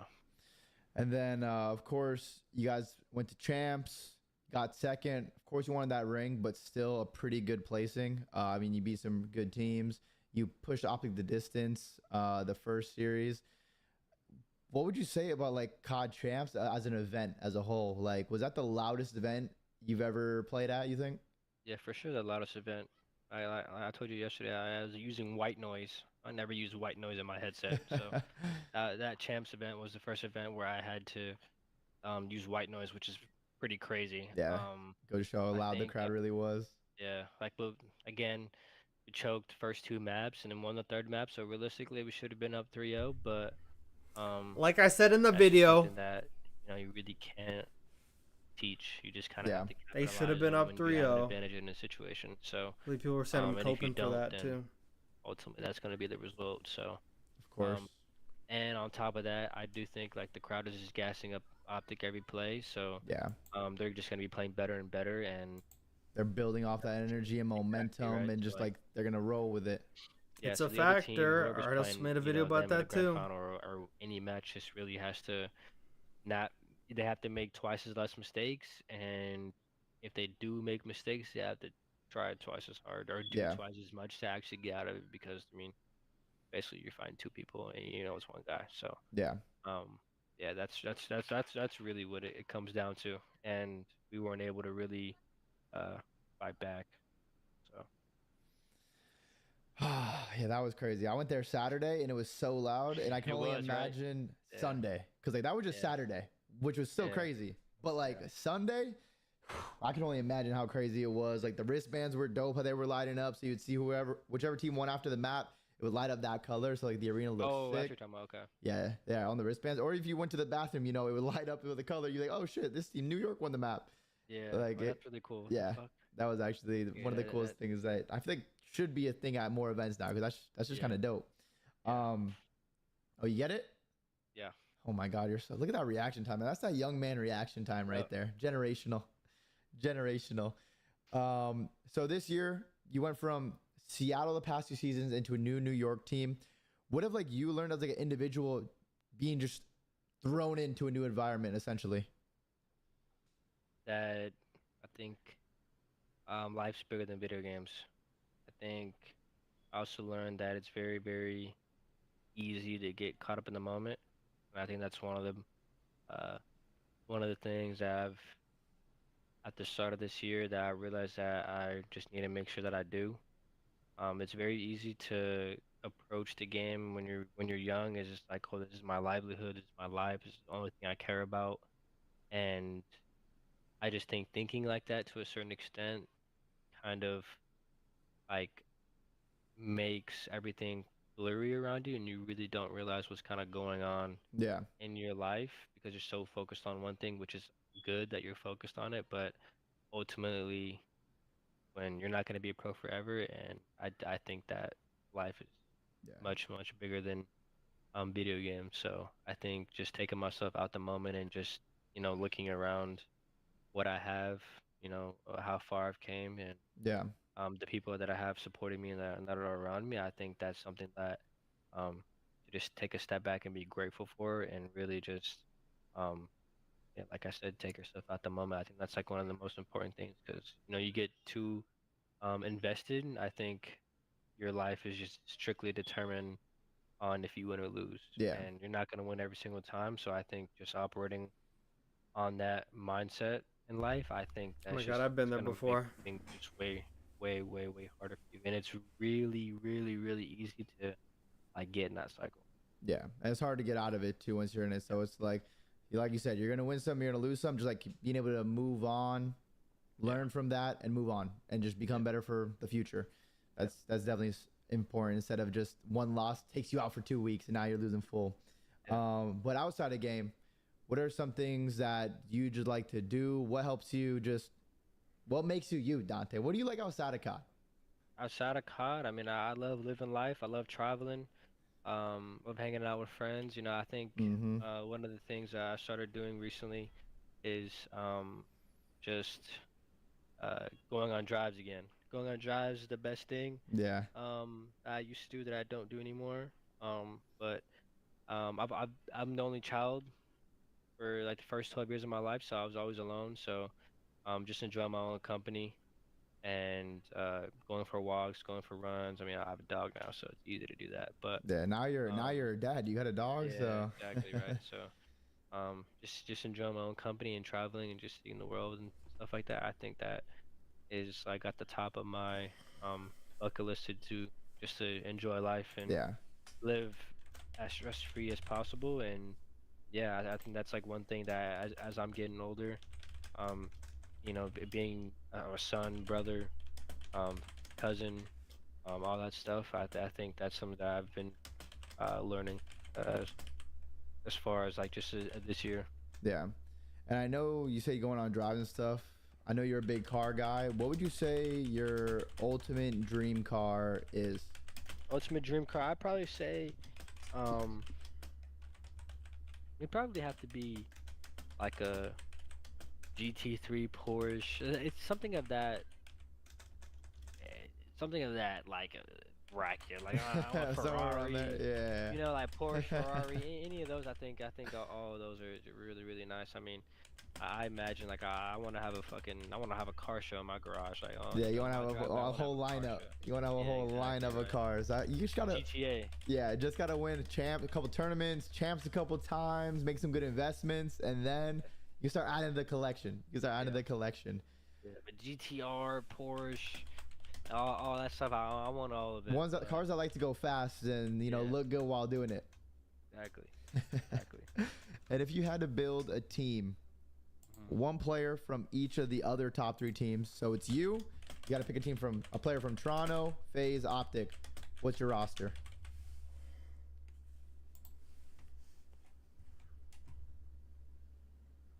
I don't even know what's stupid. I think I would say just gonna pick me. Simp. Well, no, yeah, you're in it. You're already in it, right? Yeah. So me, Simp. I do. Just gonna pick Simp. I already know you like Simp a lot. Me, Simp. Who's completing the sub duo? Okay, Shotzzy. Shotzzy, he's not gonna pick Insight. He can't pick the SMGs. I mean, Tim. Hey, who's your AR duo? No, he has to pick Insight. I think he's just gonna go for I'll go Scrap. skill. Yeah. Scrap. Sib, Shotzzy. Wait. Sib, Shotzzy, Simp, Scrap. Wait, low key. Some of the best players in the game have S in front of their name. I'm about to change my name. I'm just about to throw an S in front of my name now. Yeah, right. That's gonna just make me crack. That's gonna make me cracked again. Hold on, I need to just do that. Hold on, that might be the meta. I need to start playing Claw. I don't know. I'll just oh up, God, bro! I need to start start hitting my playing Claw. YYs and be looking all good. Don't play Claw. It's kind of insane. I'll be honest. Nah, You Scuff. and the Betty. Nah, I love my Scuff, man. I love my Scuff. No Claw for me. No Claw for me. But what are you looking forward to in Black Ops 6? I know there's some stuff we've seen, some leaks recently, movement and everything. What are you personally looking forward to? And do you like Treyarch games? I'm gonna have to get a Battle Beaver. Treyarch's my best game. I'm probably the best player, at least individually, in Treyarch games. So yeah, the fact that it's just Treyarch, I think that like gives me just I love it. I love Treyarch at the end of the day. Gives you that much more excited for like the new COD release. Yeah, so it's just Treyarch in itself is just all I need, and obviously like to be able to compete. And I mean that's all I look forward to, just having that a competition. Of course. I know that once I retire, that's not going to be something that I'm going to be able to replicate or actually get back at. Never. Being at the highest that level. feeling, yeah. Yeah, so that's just something that I'm trying to enjoy. And just don't take it for granted. Even if I win or lose, I still try my best to enjoy it, just because I know that I'm gonna look back at it and this is all I'm gonna remember, and these are the memories I'm gonna carry with me. I'm gonna tell my wife, my kids, my grandkids, stuff that I'm gonna tell them, and I'm gonna have the tape to show them. You know what I mean? You're gonna all right, pull up. Where's the remote? Give me the remote. Here's the YouTube video. Seattle Surge versus Optic MW2. We need to get Toxic Sib 1v3 Sib back, bro. We need to get Toxic Sib back. There's your dad right There's got to there. be a fucking demon again. Even losing to AG at champs, I mean, it's something that obviously I hate losing, and I very much so think about it every day. I mean, at the end of the day, like that's something that like you got a chance to be a part of, and then you had an opportunity to do something great, and even though you fall up short, I still think that it's still a memory that's gonna be fucking Kismet map you forever. too, man. Yeah, I think that's kind of the reality of it, and that's just something that you need to embrace. And like I said, like when I retire, I'm not gonna be able to find this feeling again. So just going to another year of being able to play, and especially on track, I think that's just for sure. I'm grateful for it. For sure. I mean, there's no feeling like being on that main stage, winning a match, going and fist bumping the other team while they're all down and you're smiling in their faces. Or, of course, winning a tournament too, and like just all the work you put in coming to fruition, and like you just raising that check, raising that trophy, making that money, and like it's just there's no feeling like it. So that fucking that's dog definitely why everyone wants to get to this level to just staring achieve at that feeling. Just have a little look of it. Yeah, just to get a taste of it. But the good part is sometimes you, like you said, you lose, but you still have a chance to write your story. So you got next season, EWC coming up, and everything else, Black Ops 6. All the games to compete in. But Dante, that's going to be it for me and all my questions. I appreciate you coming in, taking the time out of your busy day to come and talk, and then, have the community learn more about you, and of course have Luna, your baby in the background. Here. I don't know what she's doing. She's vibing. She's vibing. Look at her, bro. Hi. Listen, all the people that are listening on Spotify and other podcast platforms, you need to go to the YouTube channel so you can see Dante's you better pet me again. She's just chilling in the back. She's been here the whole time pretty much. She's been active, though. Yeah, she's been walking outside, hopping on the couch. Bro. But if you made it to the end, you guys are all real ones. Thank you guys so much for that. Another episode of Stay Attached Podcast done. Dante, thank you so much for coming on. Interviewing everybody, bro. A shout out to before we just close the show out. I might have to go back and watch the audio version tomorrow honestly, while I'm working. I'll give a shout out to you. I really expected another question talking about like what who would you want to team with? I was prepared to say you, but well, I'm trying to keep that low key. I'm trying to keep that low you key. didn't give me the bullet to bite, but it's fine. I'm not trying to give Tactical Rab too much intel this early in the off season. Okay. We'll leave it at that. But yeah, shout out my man Dale for putting me on. I loved it. It's an honor. every second of this. It was a great dinner last night too. It was a great dinner last night. Very good steak. I had some 45 dry aged steak. Let me tell you, it was. Yep. Celebrating with the boys. We got Lamar out there, AG, Pred, Shotzzy, Stocksman, everyone. So, you know, it was a good time. Even though we're on different teams now, they're on different teams now, we still find time to get together and you still enjoy life, celebrate, and, you know, have good times. Yes, sir. Luna, I wish I could give you some... I think you can hear me. Bye. Bye, Luna. Bye. Bye. We'll see you next time. All right. Peace out, everyone. That dog's so adorable. Oh, wait, shit. I got to switch this. Then I end the recording. Alright, holy shit. I touched on it. Yeah, it's not happening. Hydra and Skies are like BFFs, bro, so it's just not happening. Hydra and Skies are BFFs. I don't know. But fucking now Skies needs to speed it up. I remember Skies being so talented, and it's like fucking so. All of a sudden he's just going way slower now. I mean, I know he's got like a role to play and shit, so it's kind of like... Damn, I'm still online when my new fucking video uploaded? Damn, I thought I fucking... Nah, actually, wait. No, it didn't upload. Oh, no, it did. Fucking bitch. Oh, whatever. Shit. Alright, yeah, that's gonna do it. Bro, I am deceased, bro. I am deceased. I need sleep. I need energy. Shout out to Murray. Shout out to Sarah Murray. Appreciate you, homie. Thank you for keeping me company this whole podcast. Everyone that fucking chat and everything. Hope you have a great night, man. I'm gonna wait for you to reply one more time. And then I'm gonna fucking bounce. I was not gonna stay for the whole podcast, but you made me stay.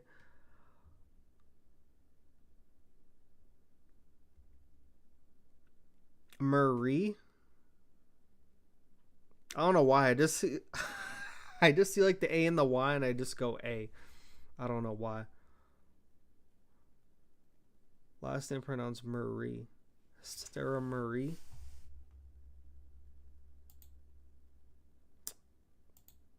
Much love though. Much love though. Fucking appreciate you.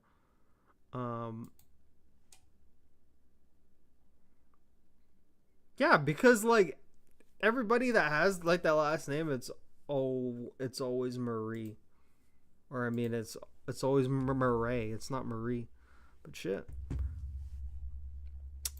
All right, guys. Thank you for tuning in. Thank you, Sarah. Have a good night. Everyone else have a good night. Appreciate y'all tuning in. I will be live again Saturday. You'll fucking know in the community. I'll fucking post in the community. Take care. This has been Burrito. Bada boom, bada bye. We'll fucking see you next time. I'm tired. I'm going to sleep.